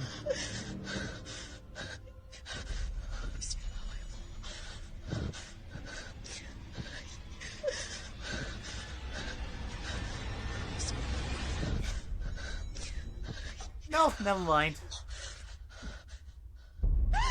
Never mind again!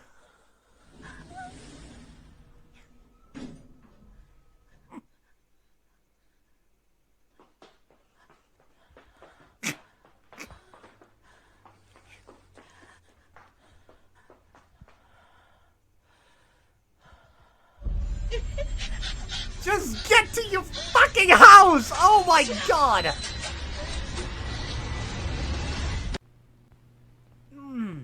No. Student lab report, May 17th, 1999.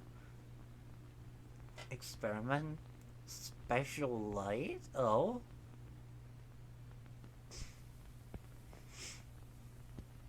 Introduction. Light is a collection of photons that travel in straight line. Photons are extremely small and move at the fastest speed in the universe. However, photons can act both as a particle and as a wave. Waves of light can have different frequencies, creating different colors. This experiment will focus on a special light that exists in between wavelengths called spectral frequencies. Okay. Procedures. The experiment is designed to test the effect of spectral frequencies on the human eye. First, a test subject is placed in a sealed room with no lighting. Oh boy. The camera and a spectral frequency source is placed 1.5 bitch. The subject pain receptor is primed with a light electrical shock. What? Experiment?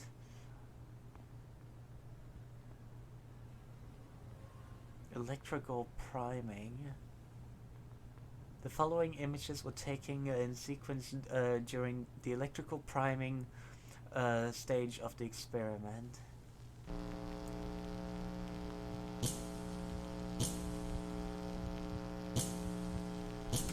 Oh god.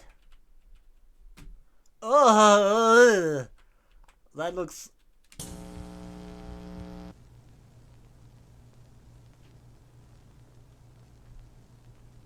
No.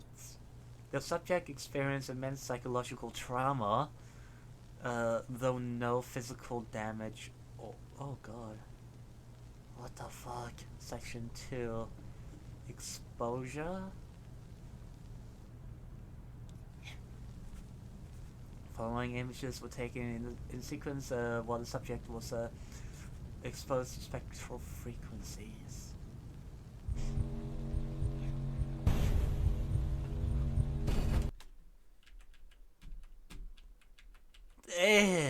Oh, I don't like.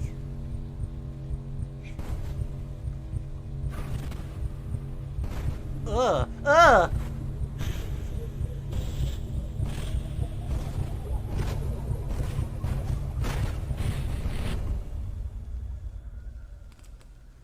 Oh, did his eyes blow out?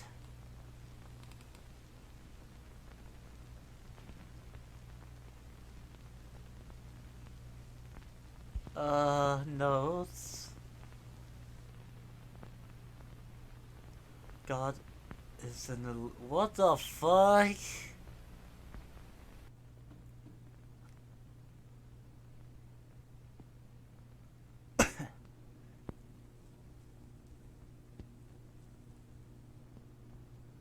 Property of Fort Silver Community College. Ugh!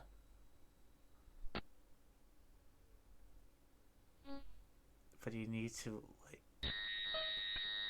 I think... You're not... Jack Thatcher?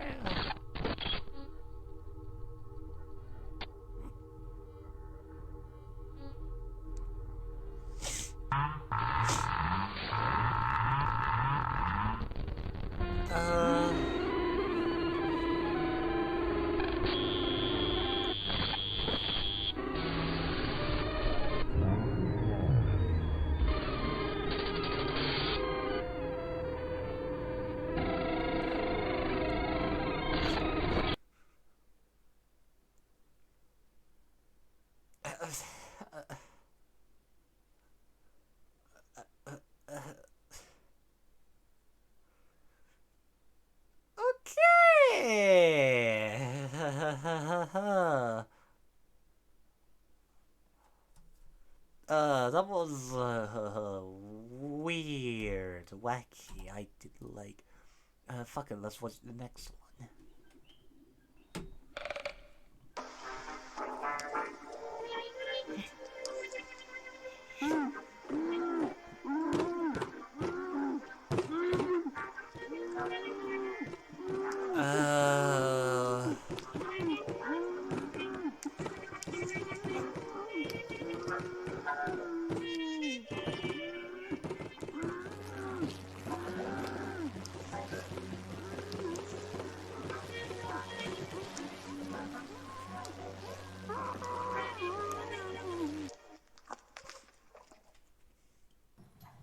What the fuck? Doogie! What the hell is...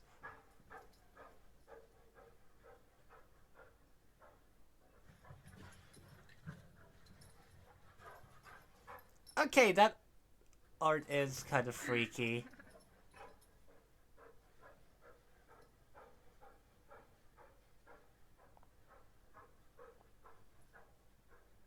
Ugh.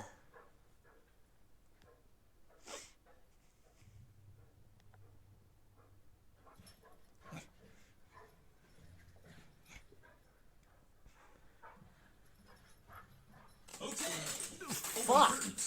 Oh no, I hate this. Thanks for using the show selector, and we'll be happy to do the selection that you've chosen today.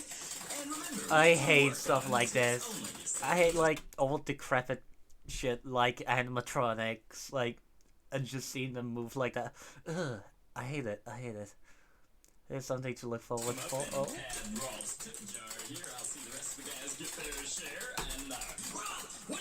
Yeah, Five Nights at Freddy's has ruined me. Ladies and gentlemen, we do these shows for free. We do whatever show you want us to do for pushing a button on the show selector. Earl, I'm sure they'd be happy to tip us. Rolf, come on, can it, bro?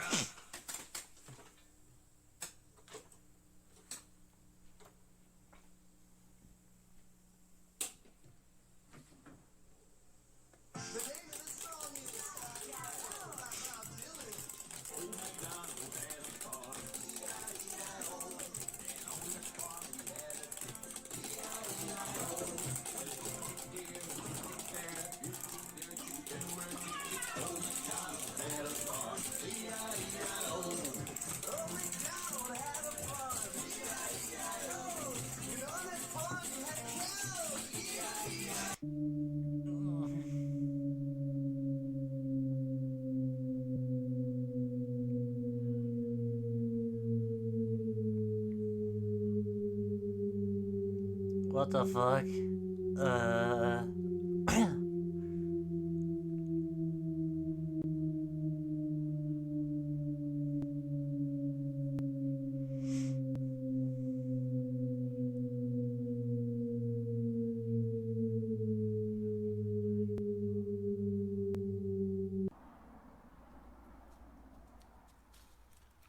Oh, frick!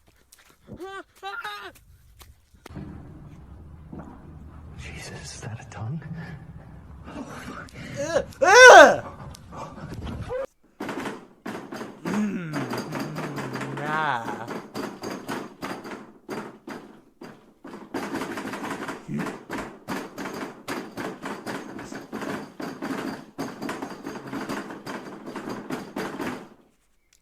do that if I was you. I would not open that door. Don't tell me something's gonna come up from under.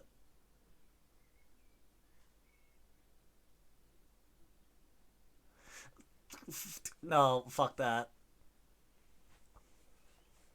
Fuck that, fuck that, fuck that. No.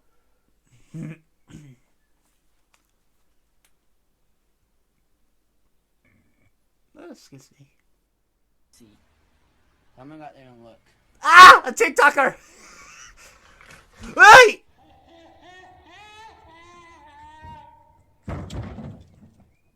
Ew. That. No.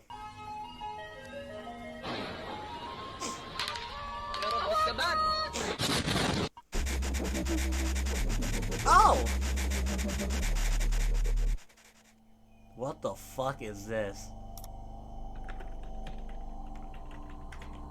So extremely itchy. What the I am Gordy, your electronic doctor. I can treat you without touching your body in any way. Please give me your symptoms.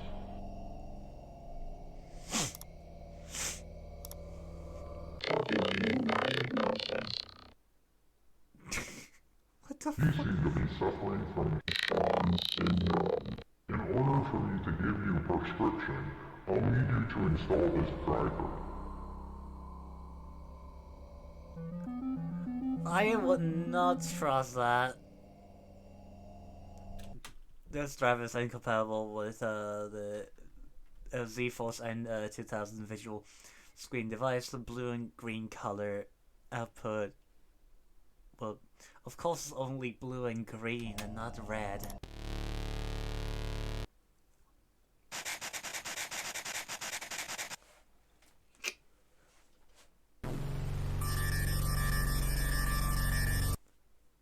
Ew.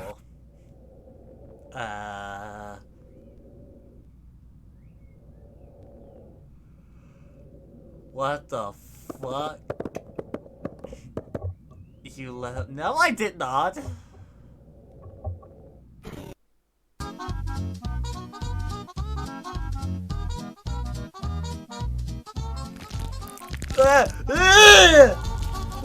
the fuck?!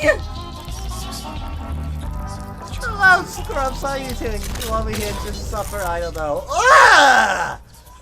I don't know.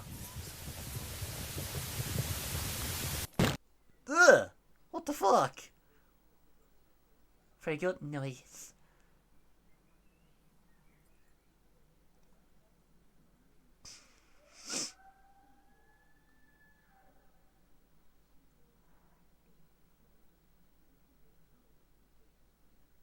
Okay, just hearing screaming out of nowhere is always scary. I hate it.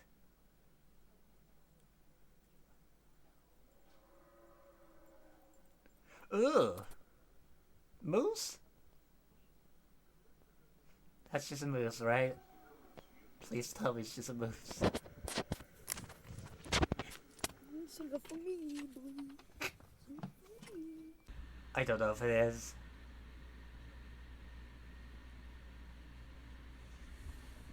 Oh yeah, I think that one was debunked to be fake. What in living hell? Oh, you got me. Fuck fucked up. that. He's in the damn closet. What? Oh, you What got the me fuck fucked up, happened? man. He's in the damn closet. Nah. Fuck that.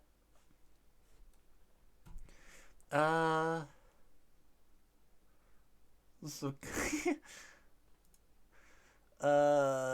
okay, let's see this. 7 insane ultra-realistic horror games. Oh, already coming out this year. Okay, that'll be interesting. Already, fuck that! Hello? As gamers, we all know that graphics are not everything. True. And it's not the crucial element that decides your overall experience in a certain game. Yeah. But with that But being they are said, really nice. we also can't deny that sometimes graphics can be an important element in improving the way players interact with the game. Yep. And in horror gaming in particular, visuals can literally intensify the impact of the eerie atmosphere on so many levels. Especially since horror games rely mostly on immersion and making the player feel that they're the one surrounded by the threat and not the protagonist. In the previous videos, we talked about different kinds of horror games regardless of whether they're old, new, graphically modern, or even pixelated. But it kind of made me forget that 2023 is expected to be a memorable year for horror fans. And there's actually a commendable Wait, amount is that of stunning Outlast? horror titles coming out. However, the focus of That today's video kinda gives will be me, on like, a highly Outlast special category, vibes. which is the ultra-realistic category that always makes us stop for a little bit to observe the environment and confirm that it's just a game and not actual life. So in this video, I want to share with you a few horror games that I'm personally interested in for 2023, not just because of their amazing realistic visuals, but also because they feel diverse and provide so many features that can make the experience even better and more unexpected. Oh boy. I know what I'll be playing for Halloween, oh boy.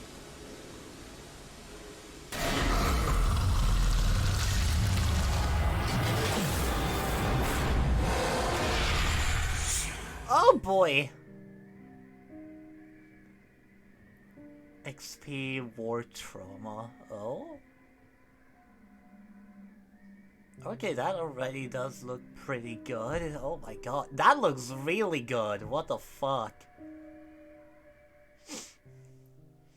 War Trauma is a psychological horror game that revolves around the traumas experienced by a soldier during the Second World War. The game's story is fictional but inspired by some historical events from the war. The player assumes the role That of is Krieger, actually a really good traumatized concept. soldier from the 1940s, and as the game progresses, he uncovers more about his past, his traumas, and what occurred to him. That is a The really game is cool designed in concept. such a way that the player is entirely dependent on their intelligence since they are powerless. You must explore a strange Okay, so and I'll mysterious fail apartment, hard at this solve game then. puzzles, and be quick when the countdown begins. The full Because version will have intelligence different level on mechanics me and is scenarios low. from World War II, but until it becomes available, you can play the demo for free, which has a loot Oh. gameplay that's expected to change in the full release. Oh. Cool. Ugh! PTSD symptoms may result when a traumatic event causes an overreactive adrenaline response, which creates deep neurological patterns in the brain. Expect it to be way better. Deadass? This is already impressive though. If they're gonna get better, that's gonna be fucking crazy.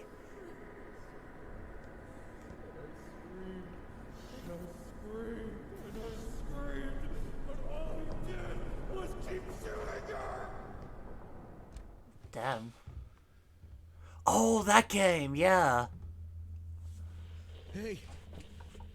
Is this game like already in like early access or something? Hey, can you talk? I know like a lot of people playing it have been playing it recently. Demonologist is a cooperative horror game that allows for 1 to 4 players to participate. The objective is to recognize and remove the type of malevolent spirit present in haunted locations using your gear either alone or with your team. The graphics are basically the best in the co-op horror genre, having been developed using Unreal Engine 5. Every session includes random events and phantoms, but in addition to conversing with ghosts, you must be cautious about what you say since cursed locations may react in unforeseeable ways. By inviting individuals to your secure residence, you can choose paranormal sites to engage in, and your achievements can be displayed in a showcase. Oh. You may also improve or acquire a new secure residence with the money you earn. Huh. You can even purchase a pet that can keep you company at your safe residence. Aww. There are cute. many maps and pieces of equipment available for playing, as well as daily and weekly tasks and unique events and missions on special dates. Huh. In conclusion, I honestly believe that this title takes cooperative horror gaming to a whole new level. And it's Okay. definitely a game that's hard to miss. It's essentially just Phasmophobia, but high graphics.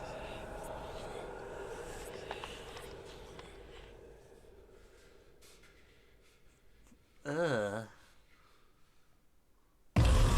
Wait, hi. Ooh. Oh, I think David, can you turn on the light? Wait, let me try the receiver. No, I haven't. Let seen there be light. But this I'll looks take good. that. We'll go look for the repair kit. I want Be careful. I found a broken I want generator. VR just for horror Repairing games. now. Oh. Good. One more left. Honestly, VR horror games are fucking terrifying. FNAF VR, like, In Level normal 0, PC a version PvP is game like with an asymmetric PvP? survival horror Huh. theme.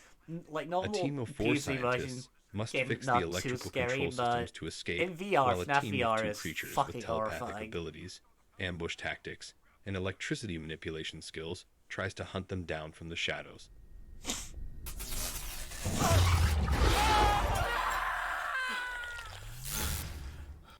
The game is set in 2058, where a group of researchers from the New Horizons Corporation have gone on a space expedition to explore the universe. Unfortunately, they face catastrophic consequences on their journey as they reach their destination planet Turian. As a scientist, you can use light as your main weapon against the creatures, and you can also use various items and physically simulated sources of light to repel the creatures and buy your team some time. To succeed in repairing the broken objectives and escaping, teamwork is crucial rather than relying on individual aiming skills and reflexes.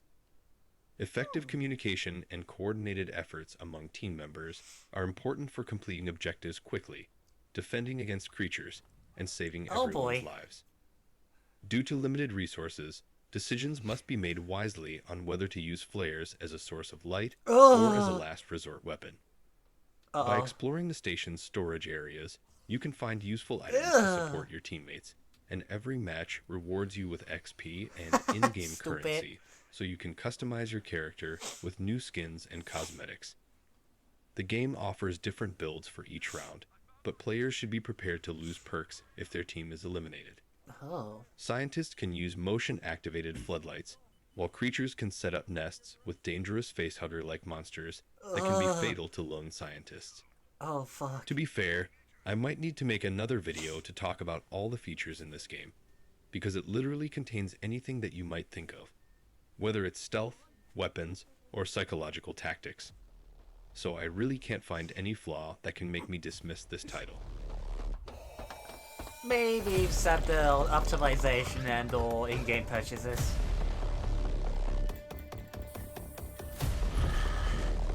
Other than that, this game does sound pretty interesting.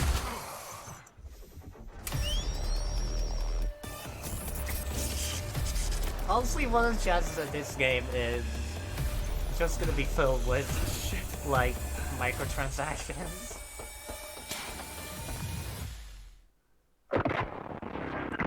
Routine. We'll just launch, we'll kill it, see all the games, which is true, yeah. Something tells me like the PC version is 100% gonna be a fucking disaster. Like, it might run fine on consoles and be fine on consoles, but I will definitely assume like the PC version is definitely gonna be a disaster. Routine is a science fiction horror game where players take on the role of a character stranded on an abandoned lunar base. The setting is inspired by an 80s vision of the future, and players must explore the base to uncover what happened. However, their curiosity quickly turns into a fight for survival when they encounter an enemy who sees them as a threat. The game features a full-body awareness system, dead zone aiming, and minimal UI to create an immersive atmosphere. Players must navigate through different sectors of the lunar station, including abandoned shopping malls and deteriorating living quarters. They can choose to run, hide, or defend themselves using their tool as a last resort. Regardless of how this game will end up, Many of us will probably play it without any complaints because we simply don't have many sci-fi horror titles on the table that can give us the privilege of making comparisons. So Honestly, considering this how amazing the does visuals look are really and how interesting the interesting. space setting is, Though I think I'm if I definitely ever keeping decide an to eye play this on my PC, until I it think my releases. PC will literally nuke the entirety of Denmark. Oh! Okay! That was cool! Okay, that design was cool as fuck. Ooh, post-trauma.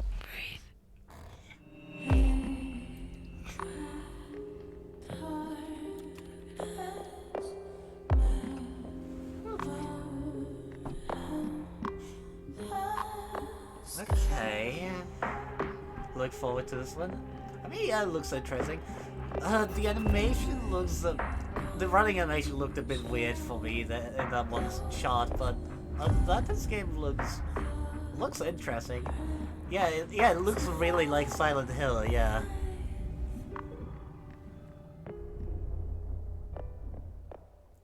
Post-Trauma is a game that pays homage to classic horror games while incorporating modern graphics, controls, and sound effects.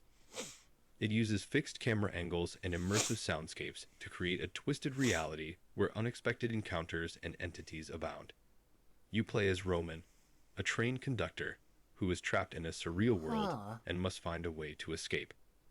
The game includes modern control types, such as tank controls, and players must solve brain teasers and gather information to progress. The environments are beautifully unsettling, and the audio landscape is deeply consuming. This is definitely a You game must I face might or actually give escape a try. nightmarish This creatures and unravel haunting mysteries to This survive. does look because you interesting. literally have no other choice.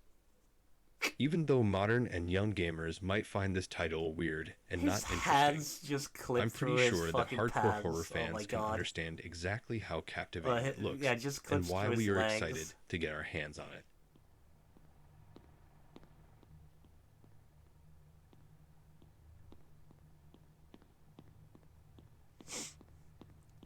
I'll say I might give this one a shot. It looks interesting. Oh, My wait. very first a new memory Layers of Fear? is that of hitting a piano key. Oh. Pure joy. Is at this the like gonna be immediate like a remake response or to my action? Yeah, like And remake? then a Of surge the of first one? power as I realized that the piano would do what I wanted it to. Or reboot of sorts? What is left of it now? Because I don't think like in the first game like pro. Now I see it. Oh, okay. Oh wow. I will never be like one of his paintings. That shit looks good. What the But I fuck? can make the paintings be like me. Scarred, broken, hidden from the world. I think Blubber imprisoned in this was the one house. Okay. I know Oh, what wow. must be done. I want out. Damn, this looks fucking good. What the hell? Layers of Fear, a story-driven psychological horror game series, is making a comeback with its final installment. Oh. The series is known for its impact on the genre, and its latest release is the definitive way to experience the franchise. Oh. The game includes all DLCs, including the new The Final Note DLC, which provides a fresh perspective on the storyline. Huh. Additionally, it features the previously untold story of the writer, which ties all the loose ends together. But the best part is that it is built on Unreal Engine 5, which supports ray tracing, HDR, and 4K resolution to make the visuals and gameplay experience as immersive and realistic as possible. Damn. This psychological thriller requires players to explore unsettling environments This thriller requires a PC that won't nuke off an entire country from starting off the game. and solve puzzles. Freaking hell, to I need a uncover new the game's PC without narrative. it. Yeah.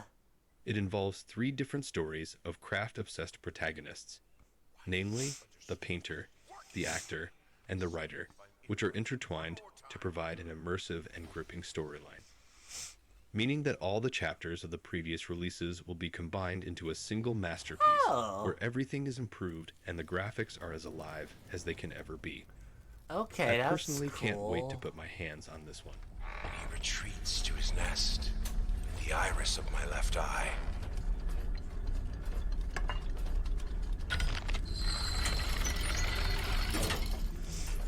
So it's kind of a remake with everything included. Like, the entire series included in one package that I would assume. That's kind of cool.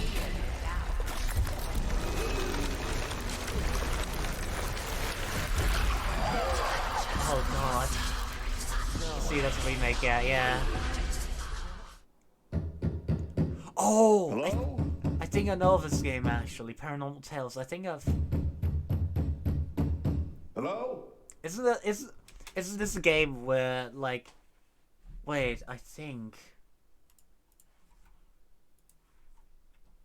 If my Steam wants to load, I think I have it on my wish list. Yeah, I have. Yeah, isn't it the one where? Yeah, it is. Oh my god, cool. Okay. Epic.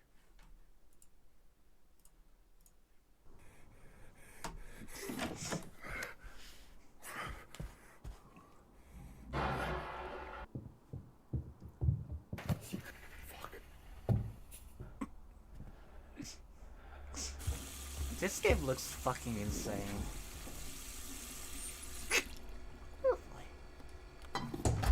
Oh god.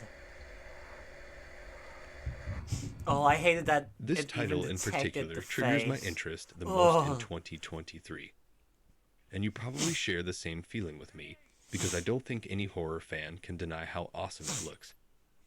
Paranormal Tales is a new type of horror created with Unreal Engine 5 and based on found footage. You will play through the stories of those who disappeared by viewing footage from body cams, cell phones, and VHS cameras. Oh. To be accurate, you Ugh. will basically relive the same events that they went through, including the inexplicable circumstances that caused their disappearance. The focus Oh, that of the would be story so is on the cool. committee responsible for managing the Horror Cam archives. This committee has acquired a collection of video recordings, each of which presents a distinct and self-contained experience for the viewer. These recordings allow the viewer to witness the events that the original recorder experienced by using body cams and other devices. The immersion is completed through the use of both auditory and visual effects, and you will be able to explore diverse and unique locations, each of which tells its own story and provides a special experience for you. One of the most interesting elements for me is the use of the fisheye lenses, which literally makes you feel like you're the one holding the camera and not the person in the game, especially since the Unreal Engine already makes the visuals look very close to real life in a creepy way. That's why I really can't imagine playing this one on VR. Only the solid-hearted people would handle it. Oi, oi, oi! Oh, I hated that. Oh my god. Oh my god, the camera. Fuck. Stop. Stop.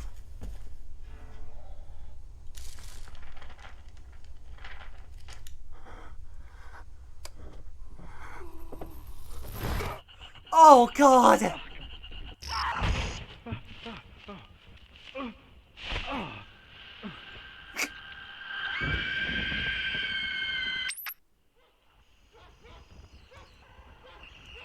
Fuck, this game looks so Even though our good. list for today is not definitive, I have a good feeling that we covered 7 of the most interesting ultra-realistic horror titles coming out this year, and most of us can't wait to dive into their worlds and immerse ourselves into their chilling atmospheres.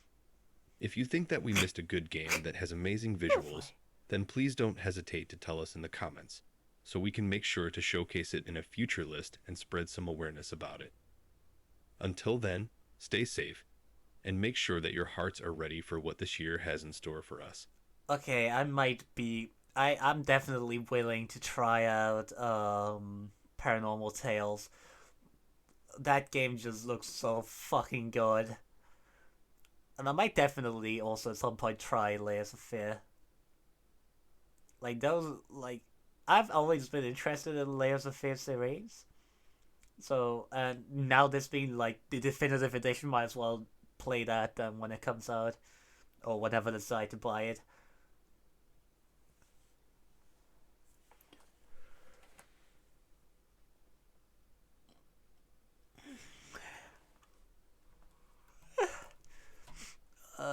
What else could we watch? I'd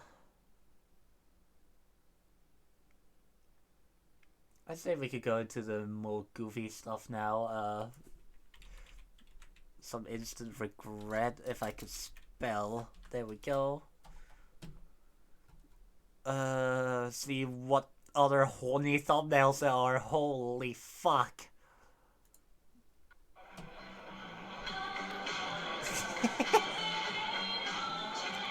He paid $300 for this. Oh god.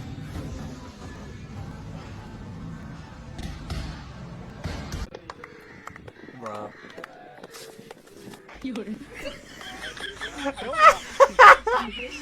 Get fucked.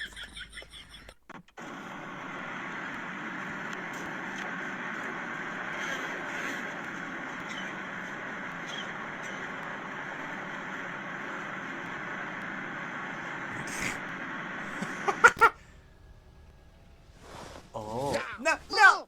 No! Oh. 911. This is an emergency. Hey, maar oprecht was je echt...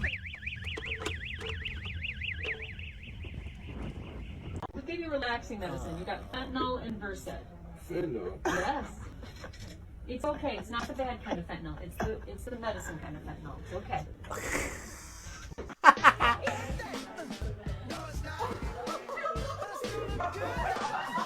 Scientists in Trinidad and Tobago believe they can build impressive. a rocket to go to the sun. Scientists in the United States said it is impossible that a rocket cannot go to the sun, it will be melted. The scientists of Trinidad and Tobago said they are not going in the day, they are going in the night. Oh! Oh god! Sí, sí, mi hermano no quiere que lo That, embarren en el that pastel. fucking snapped in half. Oh my god, look at all this cake.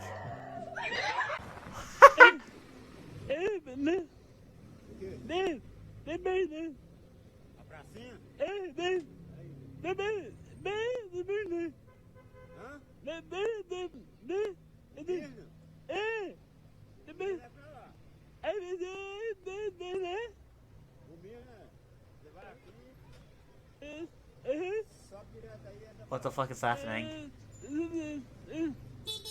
Valeu, obrigado, hein? Valeu.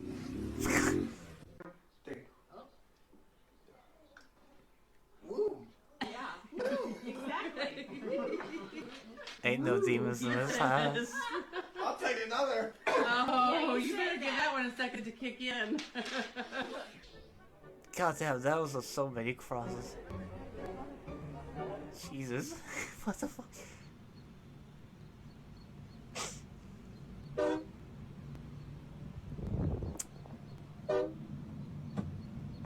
Bro.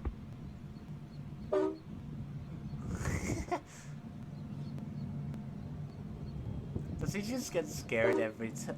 What the fuck?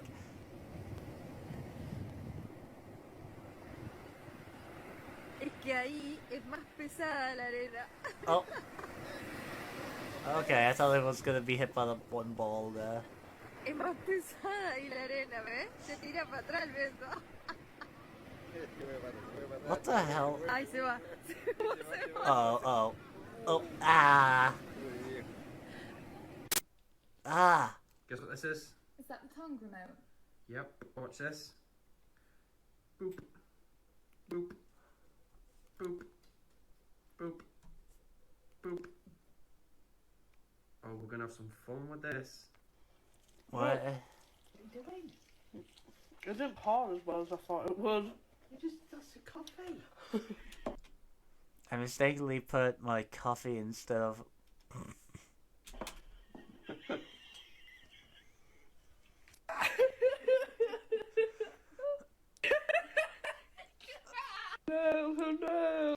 What's Damn. What's Daddy's name? Yo, this is the fucking coffee that ruined my day. Damn.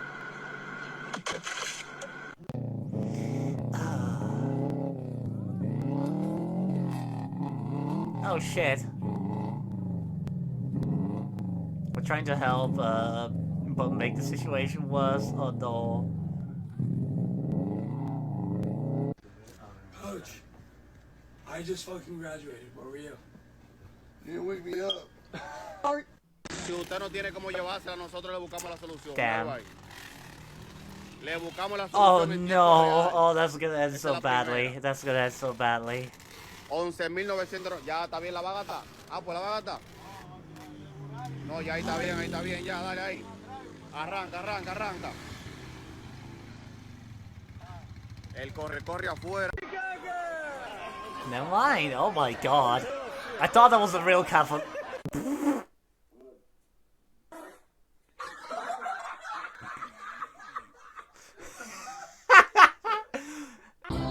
Get fucked.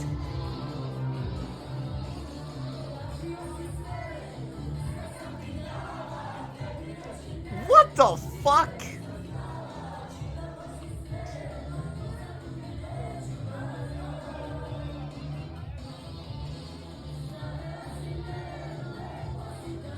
Is that like like an angry ex or something? Holy. Up until now, this has been at home, so Rocco's been like out in the watch with all the other dogs. Get fucked. The thing I'm saying now is that I did not really know who you were. I thought you was a thug. It's dark over here, and when you How about the overhead lights? I thought it was Christmas. I didn't know. Bro.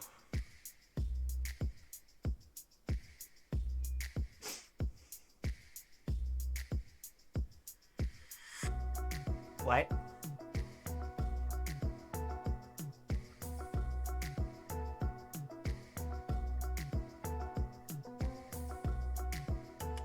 Oh, he was drinking and the police came. Oh! Impressive. What the fuck? Nice. This is amazing. Look at Jurgen giving it loads to the Spurs bench. Why do people want to have lips like that? I don't get it. He pulls a muscle. He pulled all the emotions. Oh god.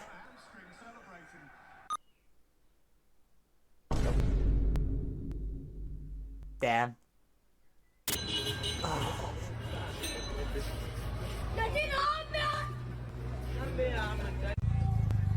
What the fuck? You finally finished your card project?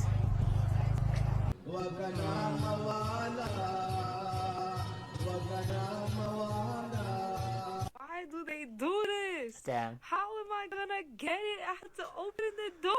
Oh I no. gotta like. Can you just take it through the thing? Oh god.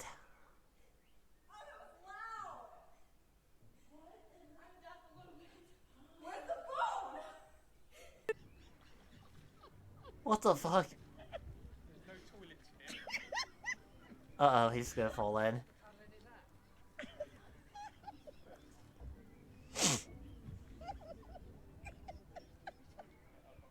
He's done it though. There he goes.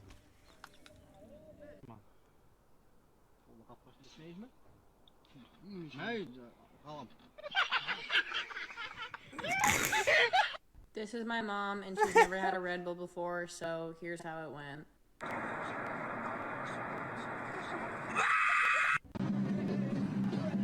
Damn! Oh wow!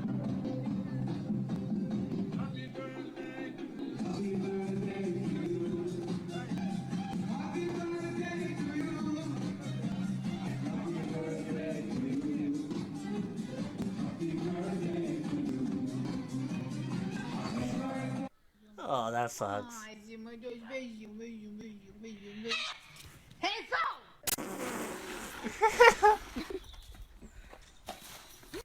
Oh. Fake. Pô, arrebentou tudo. Aquela estragou o carro tudo mesmo, aquele laquinho. É. Ué. Deixar minha filha arranca até o braço da gente, o cabelo do braço da gente. Olha lá.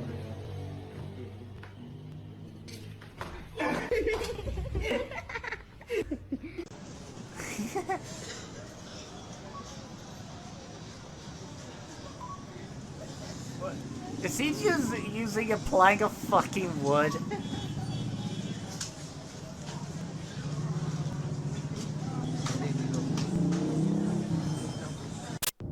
What?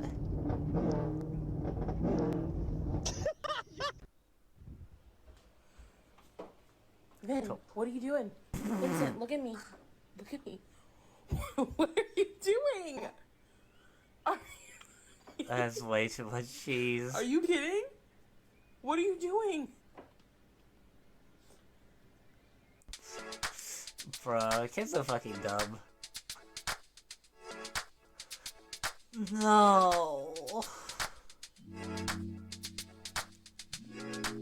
Wait, what the fuck?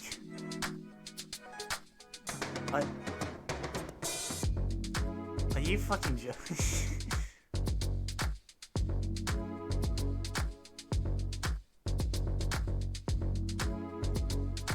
What the fuck? They can barely fucking close it. That should be illegal. What the hell?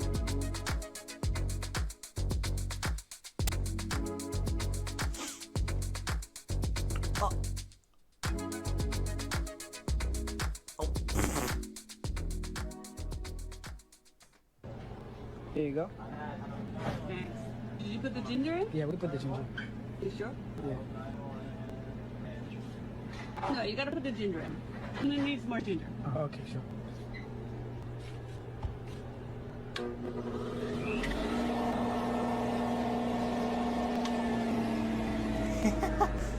Here you go. We put extra ginger. You put extra ginger in? Yeah, try. Perfect. Thank you. Have a good. I hate people like that.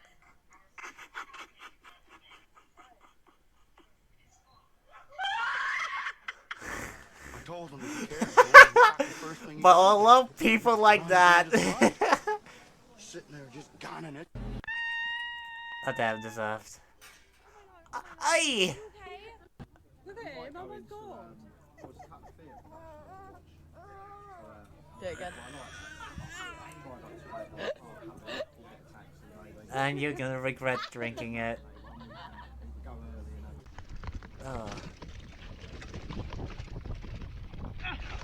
Uy! Uy! Uy! ¡Ah, la verga, loco! Uy! Someone's gonna slip, fall into the... There they go.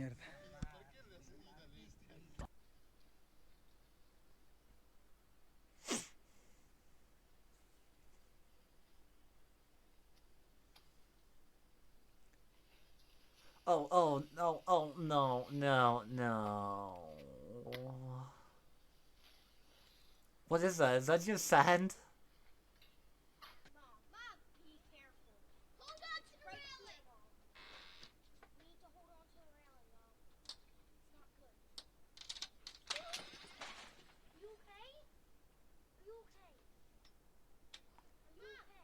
The kids were right. I thought he was a She should have hold on to the fucking railing. Huh?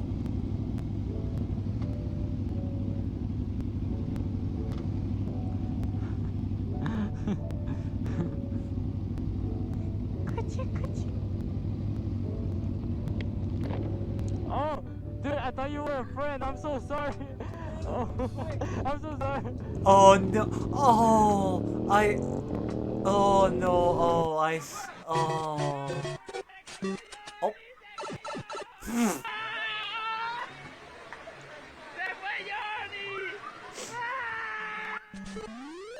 Oh, there he is. Nice. Bye bye, drive. Oh? Thanks, Shiva. Thank you. Bye-bye, Shiva. Bye-bye. Bye-bye. Bye. Bye-bye.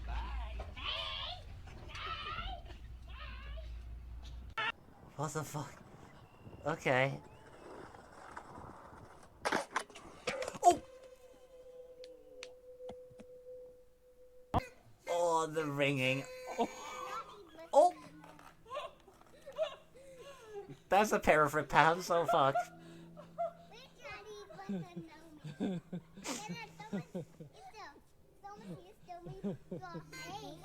god. Those are my Cheetos! What are you doing? Cheetos! Come here. Oh my god. Oh.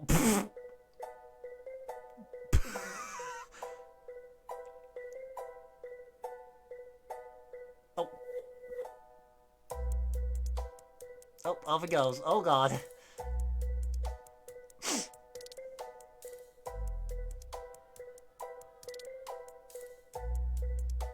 Oh, ah! Wee, that must have hurt.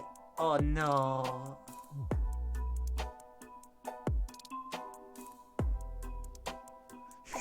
Get this over. Wait, what? What?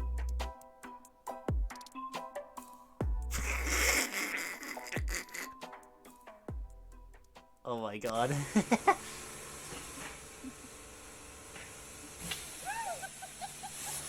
Oh god. That's a problem. Oh fuck.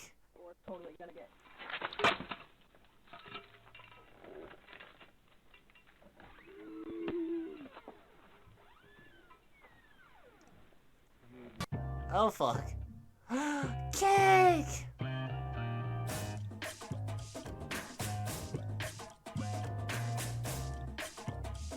Dog, don't ruin this.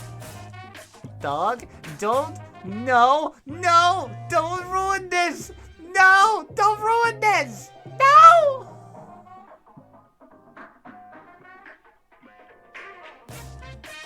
No!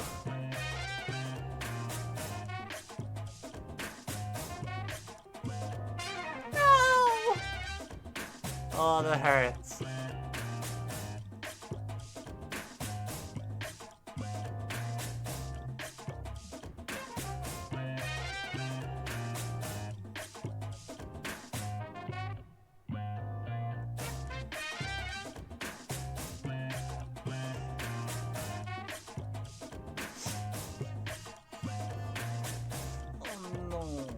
Oh.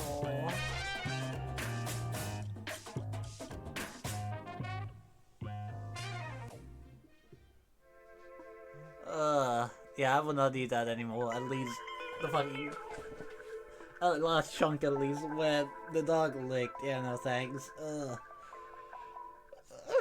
Oh boy.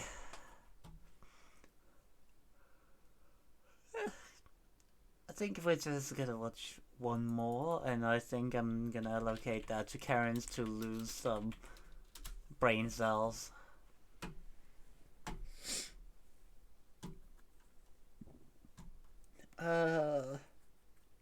Karen tries to bite a cup. Oh yeah, that's gonna end well. You better take your hands off of me right now. Did somebody say that you could come into our house?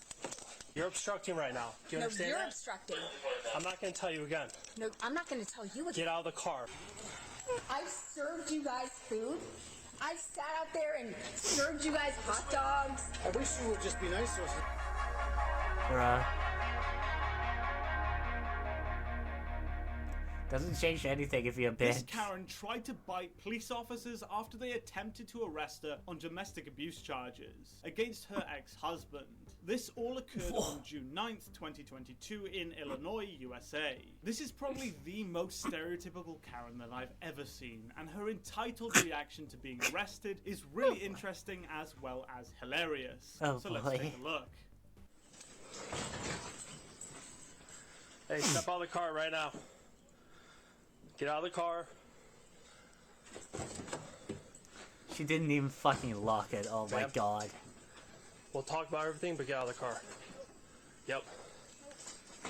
20 expedite, we're in the garage, she's closing. Is she literally closing the garage? Are you serious? No, excuse me. Step Get out. your hands off of me. Step out of the car right now. Yes. No. Step out of the car. Get your hands off Get of out me. of the car. No. You're under arrest. No, I am not. Yes, you are. No, I am not. Yes, you are. Get your hands This off. garage door. Excuse me. Let go. I can't have it, You Karen. get your hands off of me. No. Get out of the car now. No. I will tase you if you don't get out of the car. You better take your hands off of me right now.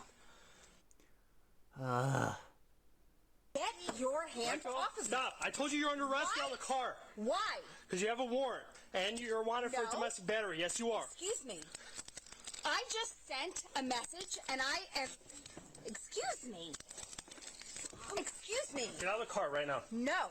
I told you I can handle this peacefully, but you have to get out of the car. No, you never said that. I sent you a message. My attorney, Affirmative. I have one cuff on. you... Excuse me. Did somebody say that you could come into our house? If you don't stop tugging I'm on gonna tase you if you don't get opener. No. Yes. No. You're obstructing right now. Do you No, understand you're that? obstructing. I'm not gonna tell you again. No, I'm not going to tell you again. Get out of the car right. So the thing about Karens is that they are totally delusional due to a overwhelming feeling of entitlement, and her body language shows this in a very real way. Normally when a person is encountered with a figure of authority, especially when that authority is a direct threat to them, you would expect to see their body language show signs of increased stress and the defense mechanism. This is the brain trying to prepare itself to encounter a threat, and it makes us pacify, increases our breathing rate, as well as makes us do distancing behaviors. She does none of that here, showing that her entitlement is so ingrained that even her subconscious doesn't feel at all threatened. This shows just how entitled she is. It's why she gives off the impression that she's an NPC. It's because she's not acting in a normal human way. I asked you out of the car. I told you you're under arrest. Now you got a whole show for your neighbors here. You are a dick. My children don't have anybody at home right now. You're going to put my kids alone in danger? I need to call my attorney. I'm not getting in that car until I call my attorney. I'm calling my attorney. It's not gonna happen. No, I'm calling my attorney. When the time comes, right fucking now. I'm calling my attorney. No, I'm calling my attorney. Sit in the car. My children are home alone. Giving you an order. Sit in the car. We will My get your children father here. are home alone. My children are home alone. We will take care of your children. No, you're not taking care of shit. I'm gonna get The way that you take care of somebody is throwing them down on the ground. Nobody You threw are your a children on the ground. You are a shitty fucking human being. And you know what you are? You are a shitty human being because you are a Karen! Ah! I told you. You piece of shit. You know what? You are the piece of dirt that I wouldn't piss on if you were on fire. I smell an odor of alcohol. Oh, believe me, you are the piece of dirt I would gladly piss on. Okay. Guess what? What? You're the worst part of the society. You think? I don't think so. Oh, no, I know it. I don't think so. I don't think you know it. She's just reflecting, that's all she You are does. the worst. You take down a mother in front of her fucking children, but you are somehow I think he asked you pretty politely to get out. No, he didn't. No, he didn't. Were you there? Sounds like you were fleeing, right? Were you there? All right, we're good. Were you there? You saw my emergency lights before you even got in the Were alley. you there? All right, Were you there? Bend your legs. No, were you there? Bend your legs. Don't continue Were you resisting. there? Were you there? Were you I saw there? what I saw when I walked in. Yeah. You're not getting out. After he... Ha! Get fucked. She cooperated the same bottle, same order of alcohol. Okay. Hey, I didn't tell you to get out of the car. Stop. Do you Oh have your my phone on god. Don't touch me. you? Do you have your phone on you? Get your fucking hands off me. Where's your phone? Do not Where's your phone at? get First off. your... Do not touch me. Okay. Did I ever say... Turn around. You fucker, do not touch me. Get his fucking hands off me. Get your fucking hands off me. Cool out. Hey, if you keep resisting, Get your I'm gonna charge you with that. If you know what? I'm gonna charge you with putting your fucking dirty ass hands on me. stop moving, let him take off your watch. You. So she finally exhibits signs of the stress response, only when she sees that she's about to be dragged into a police car. She hyperventilates as well as murmurs unclear speech. The brain increases our breathing rate dramatically to fill our body with the oxygen it needs should it have to go into the defense mechanism. Adrenaline is released when the defense mechanism is triggered, which causes the muscles to tense up, which also makes her speech become difficult as the muscles around her voice box are more tense and restrictive. This is why we hear this weird change in pitch of her speech. And in typical Karen fashion, she chooses the fight response, even trying to bite the officer. There are 3 responses when presented with a threat, and that is fight, flight, and freeze, with freeze being the most common. She chooses to fight despite being dramatically outnumbered and in a disadvantaged position. This shows just how entitled this woman is. Her subconscious is so entitled that it deems the best way to survive an attack is to fight. And remember, the brain doesn't care about society, it takes any threat as a genuine threat to life. This shows how overconfident she is in her own ability. Sean, step out. Where's my watch? I have your watch. Oh, is it accounted for? What's up? I didn't get any paperwork accounting for it. We drove 4 blocks. He has custody of your watch in the booking room. And guess what? Just so you know, with body camera, your watch is right here, okay? Guess what? How about Sean? I don't take anything for granted. That's great. Can you hop out of the car now? I don't know. You want to drag me out like you drug me in? No, I prefer not to. No, I know you enjoy that. That's your opinion. Can you No, get out now? No, it's what I experienced. Thank you. Are you going to willingly exit this car or no? I don't think I can because my feet are tied together and my hands. So I mean, you could go perfectly fine earlier when you wanted to escape earlier.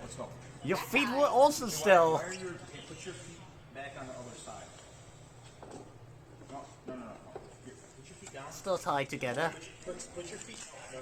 Put your feet down No, there. it hurts too much. You could just take it off. Okay, no. No, you're gonna kick it. No, what am I? I'm fucking 100 pounds. You think I'm gonna take a 200-pound dude? Sean, Well, you've already kicked at us a lot of times. Why? You're not going to win. Why? You're going to hurt us. Why? Because that guy right there. The one you tried to bite? Okay, Sean, let's go. Why? Could you ask yourself a question? Sean, put your legs Why? down like this. Why? Because that guy beat me up and drug me out of my car in front of my fucking kids. Because Beat that you guy- up, the fuck you mean? Are you... For, You don't have any sort of consciousness or awareness as to why. Stand up, Sean. And you apparently don't have any awareness that most police officers have cameras on nowadays. Bloody hell. Ah. You're gonna be Well, you're not being nice to me since. You're not being nice to me. You never have. All right, then we're gonna have to. Do you know how many f***ing times I've served you guys food? I sat out there and served you guys hot dogs. I wish you would just be nice to us instead of I serving wish us you would be food. f***ing nice to me. Are you f***ing kidding me? You're making my wrists bleed? Well, it's following simple orders, Sean. Yeah, politely, like an adult. This is so funny, just to see this Karen being carried away as she calmly hurls abuse at the officers. After she has time to cool off, she is now showing no signs of stress whatsoever, only raising her voice to try and intimidate and appear dominant. This shows just how out of the loop she is, and doesn't see being carried into a station by numerous officers as anything to worry about, fully expecting that she's in the right and that her lawyer will get her out. Little does she realize the extent of the trouble that she's actually in. This Karen turned out to be 45-year-old Sean Malarkey. After the events of this video, she was charged with a felony aggravated DUI, which carries a mandatory jail time, aggravated assault on an officer and resisting an officer, and possessing alcohol whilst driving. Damn. A week after these charges were filed, she was then given more charges for endangering the health of her child, violation of bail, and additional resisting charges. She was then taken to the DuPage County Jail. So thank you so much for watching this video, guys. If you did enjoy it, please be sure to hit the like button and subscribe for more content, and I'll see you in the next video. Goodbye. Okay, that was interesting to watch. Damn.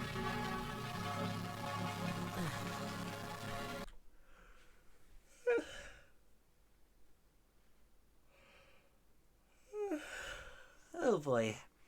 But yeah, I'd say we're almost at the 3-hour mark already. I say that would about do it for today's stream. There we go. Oh, excuse me. Yeah, I say that about does it for today's stream. As always, if you are new to the channel, if you liked what you saw, be sure to follow if you're not already. And also, be sure to check out the rest of my social media, such as YouTube, Twitter, DeviantArt, and TikTok. Give them all a follow.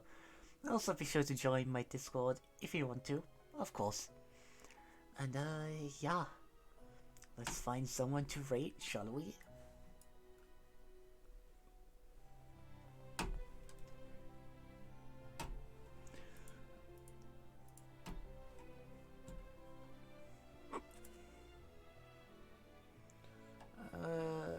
Let's see.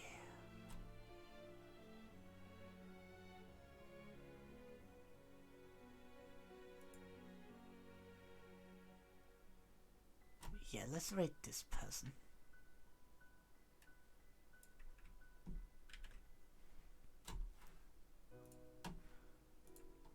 There we go. And yeah, that about does it for today's stream. I hope you guys enjoy. I'll be seeing you whenever the fuck I decide to stream again. Good night, everyone. Bye.